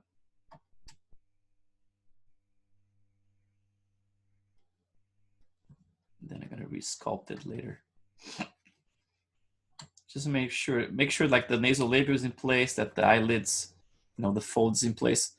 Although we're not animating, right? It's like it sucks when you don't have the topology in place and you're trying to carve something, and then you're actually fighting the topology. You know, it's just like you cannot carve no matter what you do because something is being pulled in a different direction. So I'm gonna try to at least have something that's a little bit more clean, like that. And then if I have to carve again, now when I go to the highest resolution again, you're gonna see some pinching. So we're gonna have to do this in every resolution. Let's see, D, you got a little bit of pinching, not too bad. And then D again, same, little bit. Yeah, it's good enough. Then this guy here, obviously, there is one of the lessons you're gonna be talking about that you're gonna be just concentrating on the eyes. And then we're going to be sculpting very carefully everything around the eyes, because it has to be like a very tight seal, you know, to sell the idea that there's actually something that it looks real, you know. There is even a little membrane that I sculpt that's right against the eyeball. It's kind of like just to add a little bit of the pressure between the eyelid itself and the eyeball. So I sculpt that little membrane. For today, we're not going to be, you know, too anal about it. We are just going to make sure that we have a base mesh we can use for our sculpting from this point on. But I definitely like during the weekend, I think what I'm going to be doing is just like continue the sculpting, and then I can save the time lapses as well. If you guys are interested in just continue the sculpture and then just have stuff like ready for next week, you know. So if you guys can do the same, that would be really cool. Or taking your own time, you know. It's like if you prefer to just watch the entire thing first and then later on start actually doing the, you know, doing the thing. I'm still not cured, as you can tell. My voice is still gone, and man, sick still. It sucks. It doesn't go away. So one thing that I noticed here that I really like about this guy is the structure of the eyelids, right? But like I said before, this guy has a different structure in here. He has a fold that guy doesn't have. So I think I'm gonna try to incorporate a little bit of both. So I'm gonna just like do this, add a little bit more volume towards the edge right here. And then when you get to this area here, what I'm gonna do, I'm gonna hollow this area just slightly. And then I'm gonna make sure that this reads as, you know, almost like a little puffy on top of it, right? And then for the eyebrows, what I do normally, I try to carve a little bit, just like we did with the lips, you know. It's like, remember we did like a couple of passes in here. We did one was like carving inwards, right? Like just this area around here, and then adding this edge kind of like forward, right? And then blending everything. I'm gonna do the same with the eyebrow here. So for example, like if I have an eyebrow, I can sculpt like a mention of the eyebrow. I don't need to sculpt the eyebrow itself. So I can actually carve right here the negative and then put the positive in there just slightly. Just to have a little bit of that mention of the eyebrow, you know. It's like there's a little bit of the expression baked in as well. If I look at that guy, he has a little bit of this expression here as well. Let's see. Standard. Oh, let me get this brush. Card 3. So he has this kind of expression. Obviously, I'm sculpting everything symmetrically, so it's not gonna do much here. But you know, it's like if I incorporate that extra line that he has in here, that helps with that expression of, it's almost like pain or looking straight to the sun, right? Like it has this little and then I'm gonna build up around it. So I'm gonna get some of the compression here as well. He has some interesting compression in there. That's like, I'm gonna try to represent that in here as well. Let's get clay build up. And I'm gonna try to incorporate both things. So this one's gonna be the first form, just like trying to represent that compression right here. That's basically like you're entering the part of facial expression, right? Like when you get like into those wrinkles and folds and things like that. But at the same time, you don't want to make the guy look like he's crying, right? So I'm gonna have to actually, I put the form in there first, and then I see how much of it I want to incorporate, and then remove some of it. And I got that. Maybe like remove a little bit of that in here. And then around here, you can start digging a little as well to actually add a little bit more compression as well from the bottom and the top as well. So a little bit more of that complexity in there. And then that first form that we start like adding before, which is like the little triangle that I mentioned around here, right? So I'm gonna dig it a little bit around here. I'm gonna counter it in another direction as well. And I'm gonna start incorporating a little bit more of that edge of the eyebrow in there. And the cool thing about him in here is that he has this very strong compression around here in the corner as well. So it's almost like there's a bulge in there. I'm gonna put some of that. And actually breaks down into two different forms, right? So this one actually goes in and becomes a secondary form. And then those ones I had just sketched in there, I can actually eliminate them and start actually working more decent. It looks more like a, you know, a little bit more realistic. So we're gonna start with one coming from below.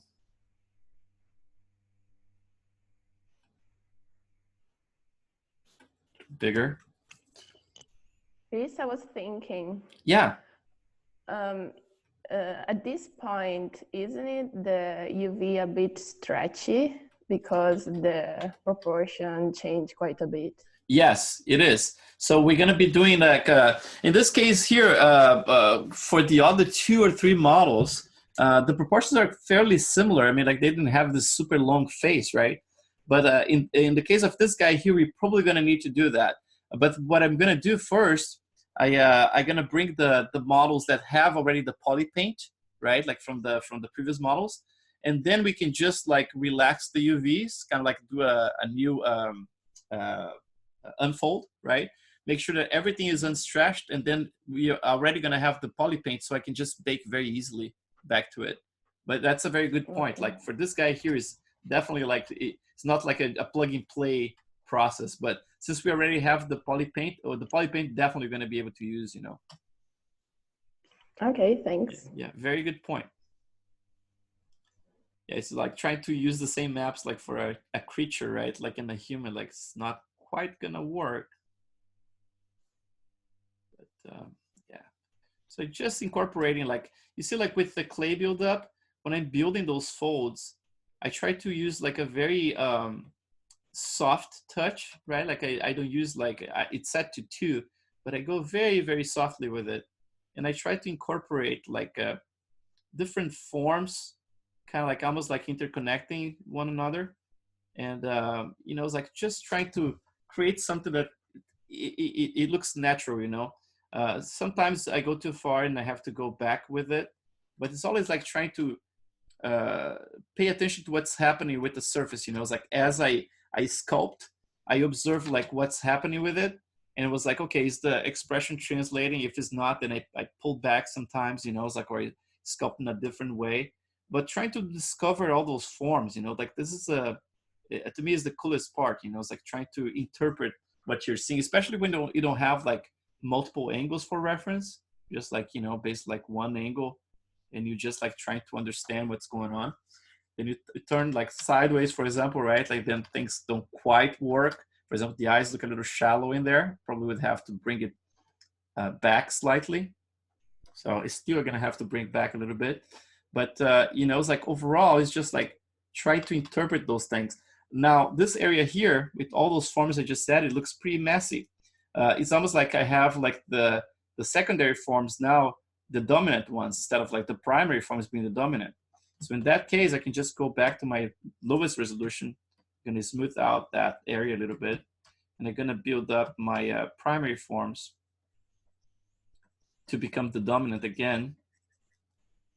And I'm going to be revising, you know, it's like going back and forth and then seeing like how much of that I need to incorporate. So like the secondary forms don't take over, you know.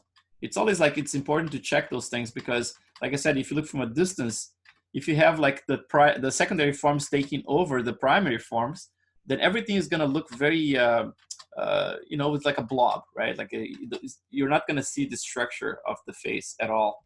You're just going to see like a lot of detail and not enough structure. So at all times, I mean, like if you're seeing that you're putting the secondary forms and they're just like taking over the primary forms, then it's time to just like pause and, you know, go a couple of subdivision levels back and then make sure that you fix that. So now with that, it looks more interesting now, you know, than that, you know, mess that I had in there before. So it's starting to recover a little bit of the primary forms. So let's do that. This guy here, for example, this wrinkle here was supposed to be just a wrinkle, but he ended up becoming the big feature, right? And we don't want that. So I'm gonna just like try to almost eliminate it. And then I'm gonna sculpt it as an actual wrinkle. In the case of the other guy, it was a little bit lower. In the case of this guy, it's a little bit higher. So I think I'm gonna go maybe like a little bit in between. What I'm afraid is that if I start like making too many changes to look too much like this guy, all of a sudden I'm gonna be missing an opportunity to incorporate things from other dudes, right? So I have to be careful with that. Like, you know, I like his face a lot, but I definitely don't want to make a copy of his face for sure. I want to keep it more creative. So I'm gonna put that wrinkle back. And obviously, yeah, this is all symmetrical, right? So at some point we're gonna have to break the symmetry and one of the sides is gonna have to go away. There's one form here that I don't know if you guys noticed. Right here, where the nasolabial ends, right? You have the nose lining here. There's this little dimple in here. You're gonna observe this in some people, you know, it's like that sometimes you get that the same way I mentioned, like that you have this line that goes over the nose, right? Like the nasolabial continues and ends up like building this form around here, right? When he comes this way here back, sometimes you get this little hook that he has in there, and then basically like you have a little dimple right here.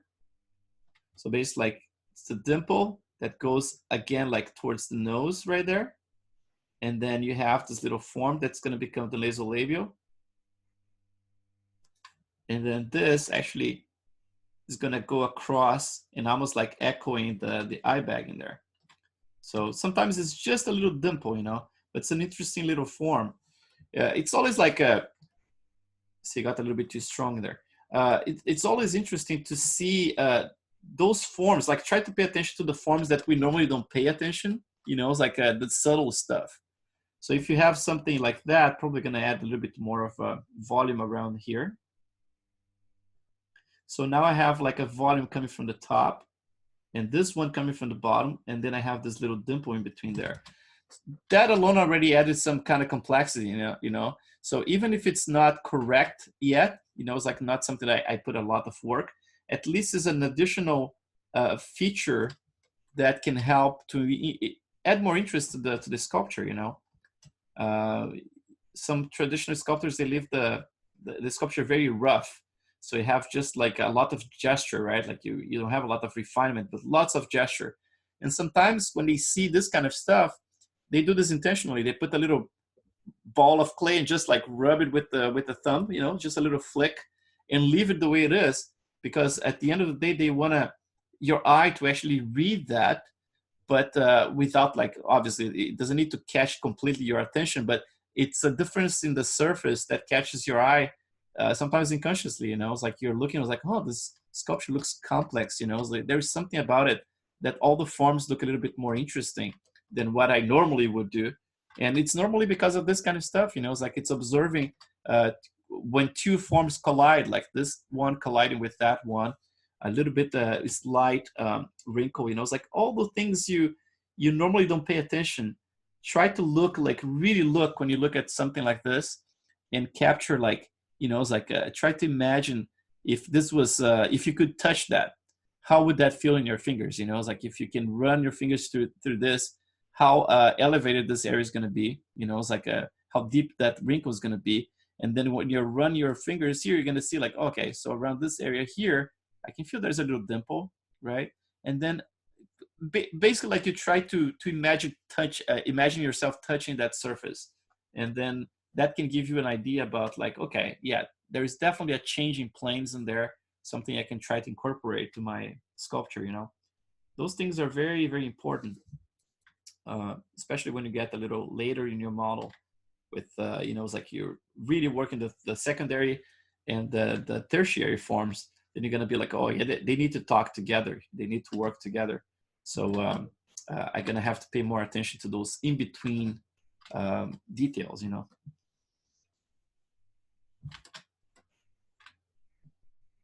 Let's get this a little deeper.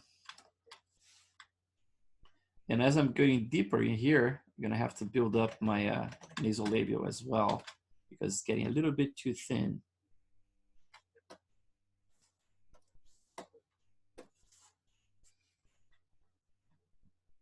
Yeah, hopefully going to be able to do like, get more into like creature stuff, and maybe like eventually have some class about creature and try to incorporate some of this stuff into the creature, you know, from the design itself to exploring those forms and subtlety and things like that. It's not because it's a creature, right? Like it has to be rough or something like that. So you can do like very cool, super refined sculptural pieces, just, you know, in the form of a creature, but you can almost like do like a classical sculpture on a creature.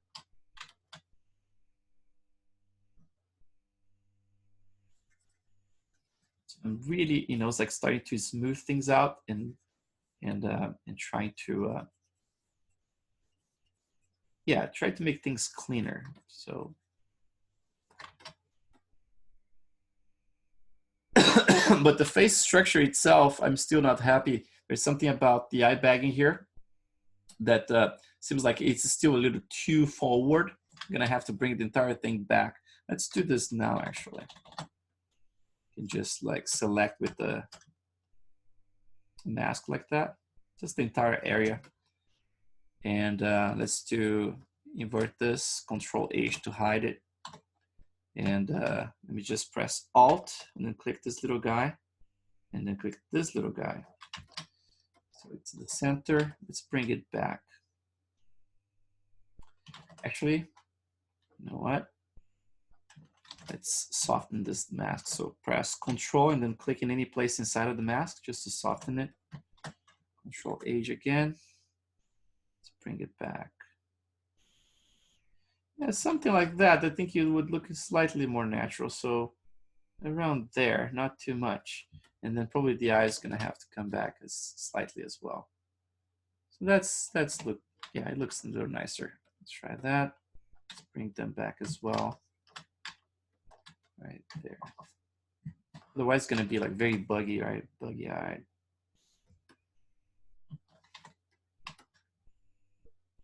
I like the exaggeration, but it has to have some coherence. Yeah, that looks slightly better.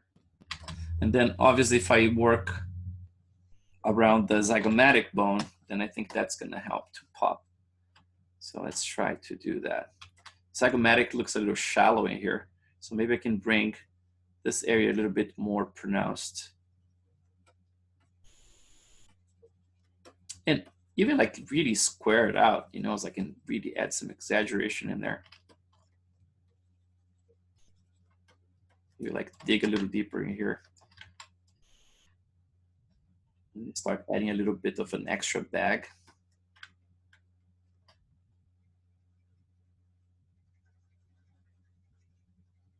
Everything is so subtle, right?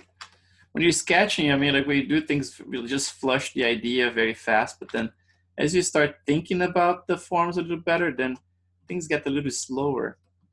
At least I do, you know, it's like I start thinking a little bit more like, okay, so the anatomy underneath, you know, it's like if I have my zygomatic muscles coming from the corner towards the towards the corner of the mouth, you know, it's like then I'm gonna have to start rethinking this area here. It's adding a little bit more form towards that. It's basically like this is the direction, right? You're gonna see like you're gonna come from this corner to that corner right there. So you're gonna end up like having like the one of the muscles doing this, the other one doing this, right? So we're gonna have to think about that, but at the same time we have this major fold right on top of it. So it's not like you can do like a lot of people do, you know, it's like build over the muscle like that. You cannot put a strong zygomatic like that. It has to actually, you know, peek through it from underneath, but then hide it again. And then maybe like review slightly on the side. But that would be for a guy like more like emaciated. In this case here, he has plenty of flash and gravity in here. So definitely it's gonna peek through and then hide again. So just like having that little mention of it already adds something. The bone itself here would be interesting if it was a little bit more angular. Even if I, you know, if I smooth it out later, but just adding some of that, especially that little shelf I mentioned before. This coming from all the way towards the ear, around there. So it starts right here in this little area and then starts like propagating all the way. And then it goes a little shallower around here. And then you get your temporalis that sometimes it can be very shallow and sometimes you can build like a strong muscle, right? It's especially like if you're gonna think about the creatures you're building, right? And you're thinking about someone with a very strong jaw, for example, like if you have like your masseter muscle here, right? So the masseter would be this muscle, right? Oops, this muscle around here, right? So if you have the masseter, a very strong masseter, it's more likely you're probably going to have a very strong, you know, temporalis muscle as well, because that's basically like, you know, it's like it goes underneath the bone in here, right? Like it helps to pull the entire thing up. So like, you know, it's like everything's connected in here. So normally like it's related. Someone with a very strong maxillar, like a jaw, probably going to have like a strong temporalis muscle as well. So it's another thing to think about, you know, it's like if you have a tendency of building this like shallow like that, right? Sometimes it's reversing it and making it a little bit stronger. Might help with the impression that's like a, you know, it's like a stronger, you know, jaw bite or something. I'm gonna make this a little bit stronger, by the way, just slightly. Maybe it's not in the reference, but I kind of like the idea of having a strong bite. At the same time, I have to be careful not to destroy the intention of ethnicity, right?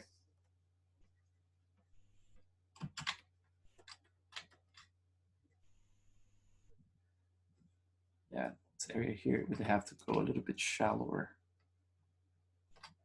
Otherwise, the eye is always going to look a little buggy. So I'm going to remove that. But you know what? I'm happy that this is already the model itself, the topology itself. Because from this point on, I can fix all that crap, like the, you know, the intersections, the corners and all that stuff. That's all minor to me. The important part is that we are dealing with the actual model now. And then anything that I incorporate can be reused. It's not like a working in a sketch anymore. So that's a good thing. And also, it's much faster to do like the time lapses. You know, it's like recorded from a low resolution mesh than doing like from the high res. It takes forever sometimes. So this is another important part here. You see, like I don't have a lot of form going on around here, but the nodes have a lot of complexity, right? So you're probably gonna have a little dimple, a couple of dimples in here actually. So you're gonna have this form here, Let's make a little bit more higher resolution. So this form here normally creates a little bit of, it's like there's a little form that's created from the top eyelid and the bottom eyelid, right? So around the caruncula, you're gonna have that form a little bit more built up like that. So right around it, you're gonna create like a little pocket right here. So we're gonna dig it a little bit more. So we're gonna have this almost like, it's always like a little echo, right? So it's that form, and then obviously I'm gonna have to check reference, but I'm just like doing kind of like a stylized or idealized version here. So this is the first one in here. And then around here in the nose, sometimes what you have, so you have this one, and then sometimes you have a little bit of a form, in this case here, because they're like older guys, a little bit of a form kind of building like that. And then a secondary one around here, it's another one that I'm gonna have to clean up right there. Now I have a little bit of that, and then this guy here is very stylized as well, like this big wrinkle I added in there. So later on, what I'm gonna have to do with it is gonna be to create like 2 wrinkles with an offset, so they are not like symmetrical and parallel. So the intention here is to do something like,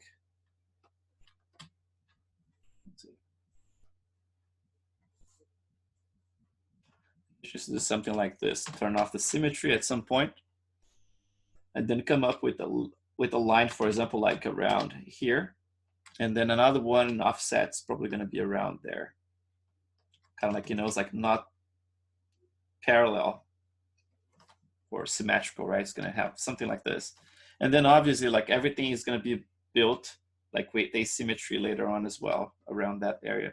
But for now, I'm just going to ignore that, and I'm going to keep my symmetry on for everything. So let's try X. Like I said before, I mean, like there's this form that I've started to notice in my own eyes now that I'm getting older. That's basically like from this corner here, you're gonna see those lines and wrinkles starting to form towards this area. So it goes from there, and that adds a lot of age too. You can start like very, you know, slowly with it, and then build just as much as you think your character needs. But it's interesting to just add, if it's like an older guy like that, just add those lines coming from the middle. Anything like that adds character and expression and emotion, right? Like a, you know, it's like things, they cannot fight, right? Like all those things, they have to work together. So for example, like you see, like there's this line in here that I built before that was a breakup of this line here that becomes this triangle, right? So there is a rhythm in there, and then this one actually becomes another form at the top. So this form here echoes this form in here, the same way that this form in here echoes this form in here. And then this one I just built follows the same direction. So when you look from a distance, basically like it's a system of things working together, right? Like producing a facial expression. So it's very important to pay attention to those things, you know, the direction, and because sometimes we start like looking at the reference and we get lost, and then sometimes we build things conflicting, you know, it's like there's one thing being pulled in one direction and another thing pulled in the other direction, and it's almost like we don't see it, and we know there's something wrong with it and you cannot put your finger at. It's just because like we're not observing, trying to imagine how those things work in real life sometimes, you know, it's like trying to imagine like, okay, look in the mirror, what your face does when you do a certain facial expression. It's another great tool, you know, it's like it's to have a mirror.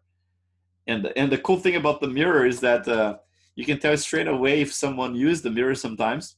There is a guy who used to work at ILM before, and he sculpted those creatures and some humanoids and stuff, and he always used the mirror to sculpt the facial expressions. And I swear, man, like every single creature looked like the guy. Like it has the same facial expression, because you have like those. Sometimes there's things that our faces do that no other people's faces do. You know, it's like there's a weird dimple that happens sometimes in one person's face that doesn't happen anywhere. You know, it's just like so weird. And then you can tell that when the creature has that weird dimple that only that person has, you can tell, okay, you use a mirror to base that facial expression, because my face doesn't do that at all. So it's very, very funny sometimes.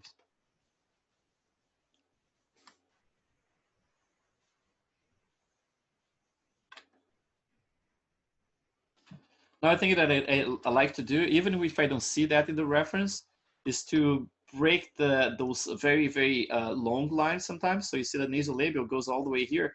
I could have gone all the way down with the same line, right? But around this area here, I like to break things up.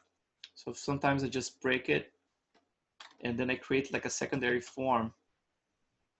And then there's that extra nasolabial that I mentioned before that came from this guy here that I'm probably going to introduce, right? Like this double nasolabial in there. It can be a scar, or it can be something that's part of the anatomy. Like in the case of Dick Smith, he had like 2 like that. So probably not right now, because it's a very peculiar thing, but once the model is asymmetrical, I'm planning to add to the side of the face something like that as well, you know, to have some extra. And then another thing that's important is to make sure that things are not twinning too much, right? And twinning is basically like a repetition, is a pattern. So you see, like I just add that one, but then I have this other one down here, right? So I just have to make sure that they are not like competing at the same intensity. So if I have one like that, I can make the top one a little bit less intense, a little bit more subtle. So it doesn't look like they are basically like just a copy and paste of the other, right? So like those things are important to observe.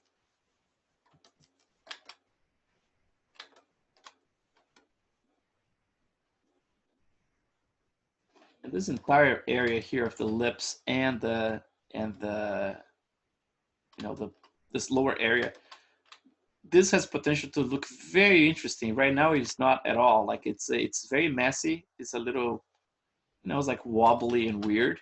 But if I do a good job around this area here, I think it's gonna really sell that tense look that he has in there, you know. Especially like when you look at chins, right? If there's tension involved, you're probably gonna get like all those micro dimples in there. And if I'm sculpting something with symmetry here, I cannot even do that, right? If I start doing something like this, it's gonna look weird because everything is symmetrical. Those types of detail only work when there's asymmetry. And so I'm gonna wait until I have everything, you know, in place, all my pores and everything, and they're gonna start working more towards the secondary stuff in there. Oops, what did I do here? And by the way, guys, super awesome to see the progress of all your work. You know, it's like there's always someone posting something and excited about it and trying to move forward. You know, I know it's a little weird because right now we are trying to all be at the same spot, and some of you guys already have the work all the way to pores and other stuff. So it's a little hard for me to comment on it because it's like, okay, so I'm commenting on it now, but then I'm gonna have to comment again soon, you know. And we are all in the same class. It's kind of a little weird, but you know, as I can, I'm gonna be commenting for sure and trying to help and at least like trying to make sure you guys are not stuck, you know, especially if you have a bug or something like that. I don't want anybody stuck.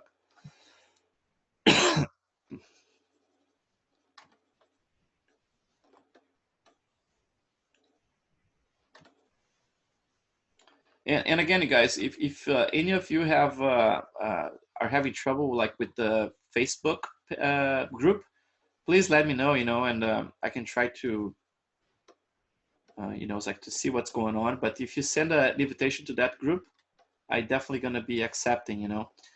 There's one thing that happens too, is that sometimes like someone from Korea or China, you know, it's like so for example, the name comes with those characters, like you know, that I have no idea what they are saying, and then the name that's actually registered in the school is it's in English, right? Like I can read with the you know with the characters, but then the characters, they're actually you're registered on your Facebook sometimes, or with like Korean characters or Chinese or whatever, you know, and then I cannot confirm that's the same person that's trying to enter the group.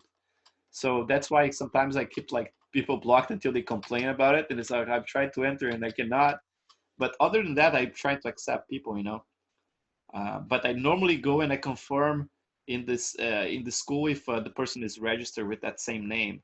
Otherwise, I do not accept, because I want to make sure the group is private just for our students, you know. Otherwise, like, anyone is going to be hijacking and asking all those questions, and all of a sudden going to be stealing the attention that I would be giving to you guys. That's why I'm not accepting. Chris, one question. Where is that new model that you guys fixed? Oh, okay. Let me show you. Because the one on the website was not that one. Wasn't that one? Let's see. Well, at least the one I got. Let me see. So if you go to your... Like, I got it today, but I might have got it from the wrong place. No, you probably got the right place. If you got today, because that was fixed, I would say maybe like 3-4 weeks ago. So if you go to any of those, let's see, like current in progress. So resume course. Because the one I got, I tried to, let's say, smart resim, but it was a 99%. Yep. It didn't work. So let's try this one. Yeah. Like, so this is based like October 2019. So let's download this one. Let's do this test right now. Because if it's not working, then it's a different thing. So let me just get this one here. And I'm going to extract it first to here. Which is this one here. Okay, so this one. So clay material, blah, blah, blah. Okay, let's open one of those. Let's see. Let's get my ZBrush saved first. And that I'm going to be saving with the history, because I want to generate the sort of Native American. I'm having the same problem as Leo. Oh, really? It's not resimming? Yeah, it breaks the geo whenever I do. Huh, let me take a look. Oh, wait a second. Seems like this is, no, this is not the right model. Because it says like based on the date, at least like the date here is like 707. Doesn't look like that's the latest. Let me see, I think it might be in a different class actually. Let me see. So this is like 33.4 megabytes. Let's see if it is in another class, because let's see. So July maybe. Let's see. 33.4. 33.4 is the same size. Let me check, because that's interesting, because I could swear I copied from that file to all of the other classes, basically, like to have everything replaced. But for some reason, let me see, June 33.4. Thanks for letting me know, guys, because I need this fix for sure. I don't want you guys no problem. to have this problem at all. That's so bizarre. It seems like all of them have the same size. Download 33.4. All of them have the same size. Let's open it anyway. Let's see what happens here. So this one is saved. I just saved, right? Let's see. Native American. ZBrush. Scaled, and then one. Okay, let's open that one.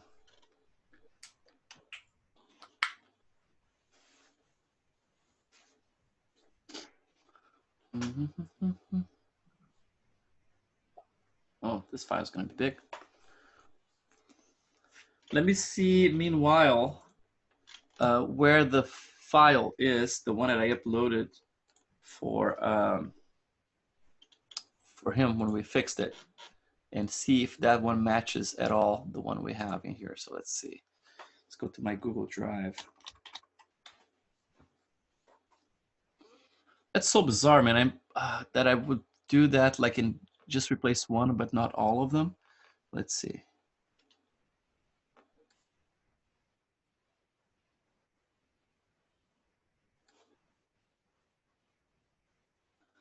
Now let's paste.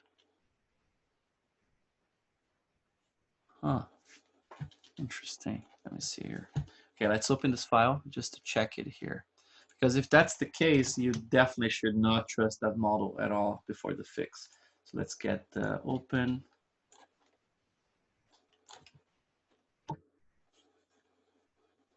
What? Oh, it's a ZTL. Okay. Load. And then here. Yeah, the date here seems like it's like on the 7th. And that doesn't look right at all. Yeah, that's gonna probably like, let's do like a quick test here. Let's do topology. Oops. Just one side like that. And then deformation, smart presim.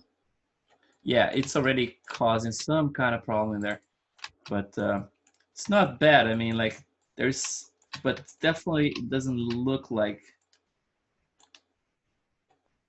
Let's try that again. Yeah, it's resimming, but let me just bring this one into Maya as well.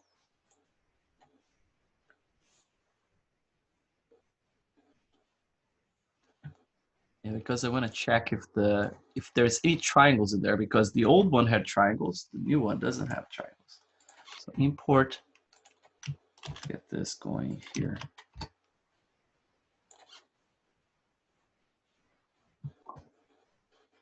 Okay, so this guy. This the one that I was looking. If you go near the eye, the inside of the eye there. Yes, right there. Yeah. All right, so it is the same one. Yeah, this is the wrong one for sure. So yeah, if I just downloaded from where you downloaded, it's definitely the wrong one. So now the question is, where did I put it? Because I was pretty sure it was fixed for Roger, and for some reason it's not there. So let me just very quickly check this and see if I can find it right here. Because I want to make sure that this is uploaded straight away, and it has to go to all of the classes actually. Otherwise, that's not going to be good at all.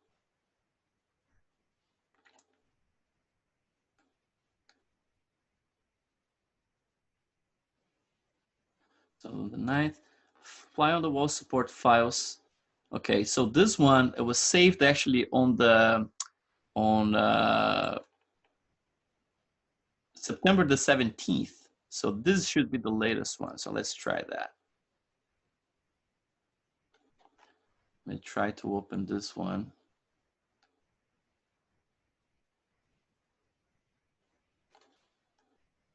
Support files. Okay. So we're gonna get from this folder here now. Hi, Chris. Yes. I have the link that you sent me on email if you want it. Oh, okay. Yeah. For now, I think I'm just gonna use this one just to check. Let's see if this is the same or not. Because if it is, I'm gonna have to upload this one. So this is the new one.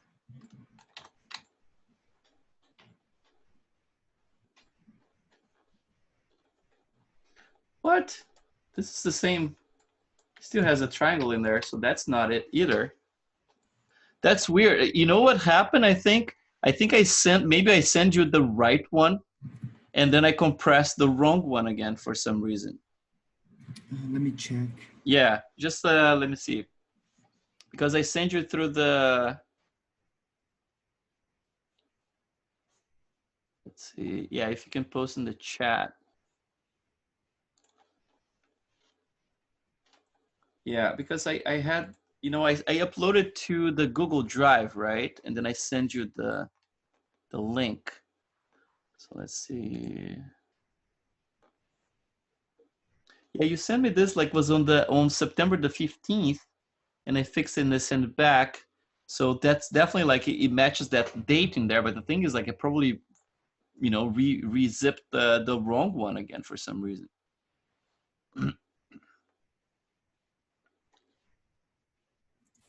Oh, here, let me put in the chat the link. Yeah, I'm pretty sure he sent you through email as well. So let's see, Roger. Here, Chris, try this link in the chat.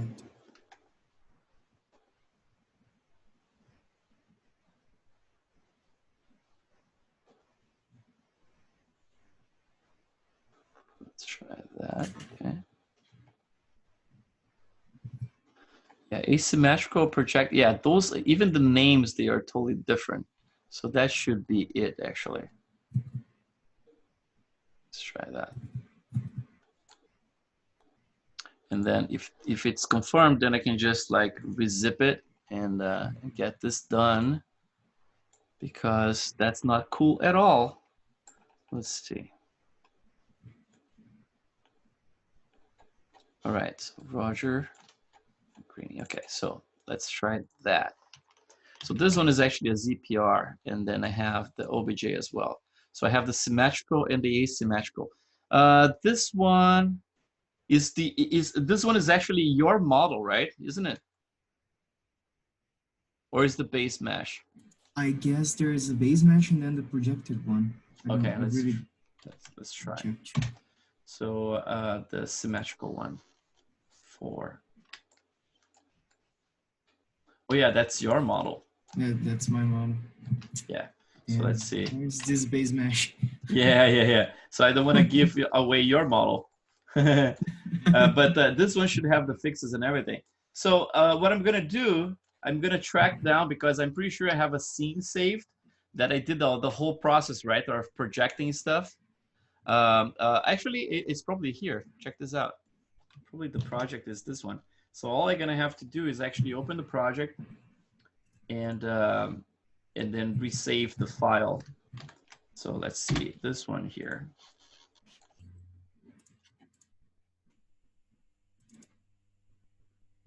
Yeah, so that's the model right there.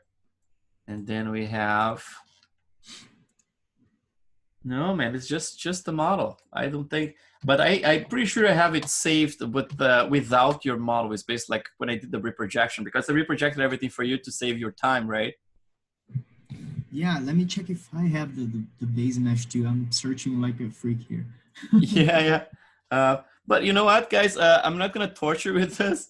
I'm gonna find the model, and probably like in the next, I would say like half an hour, I should have everything uploaded back to that place. I'm gonna replace everything across the board for all the different months in there, and have this model in place, together with the time lapse that I promised, like from the process, and also you know, it's like the class for today. So I just have to say goodbye for now, but I'm gonna dig this stuff and double check and triple check to make sure that it's exactly the same file before you upload anything, because I was almost completely sure. I was sure, and I uploaded, and apparently I uploaded the wrong stuff. So sorry for the sabotage.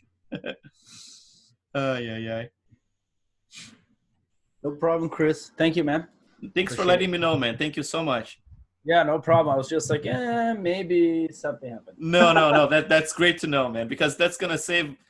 You know, it's like a lot of people, they kind of like get like, oh, maybe I'm doing something wrong. You know, it's like, because I'm trying. That's me exactly. Yeah, and it doesn't work. You know, trying to troubleshoot. Yeah, exactly, man. So yeah. No, and the weird thing is just like once, like you did it, like if you just move something and then you click on it, then it does do a full symmetry. But if you mask half of it and you try to do it, it gives you a 99%. Yeah. That's like, all right, so this is really weird. That's what I was just like, maybe I downloaded twice the wrong file. I don't know. and Roger, when he did that, he actually he was showing the same problem and everything. And because he already had his model, you know, model into place, I was like, I felt so bad. I was like, man, you know what? I'm gonna do the reprojection for him. So I projected everything and gave back the model, you know. So I was like, oh man, I felt so bad. But I'm gonna have to do the same thing for Momo round. All right, guys. I see you tomorrow. Actually, not tomorrow. We're gonna see you on Monday. So, but we're gonna keep in touch either like through a Facebook group, and I'm gonna make sure that everything is working for you guys in the next like half an hour, like I said. All right, Chris. Thank you so much. Thank you, guys. Have a great Chris. one. Thank you, Chris. I'll try to find the model too. Okay. All right, man. Thank you. Bye. Thank you. Bye. Bye.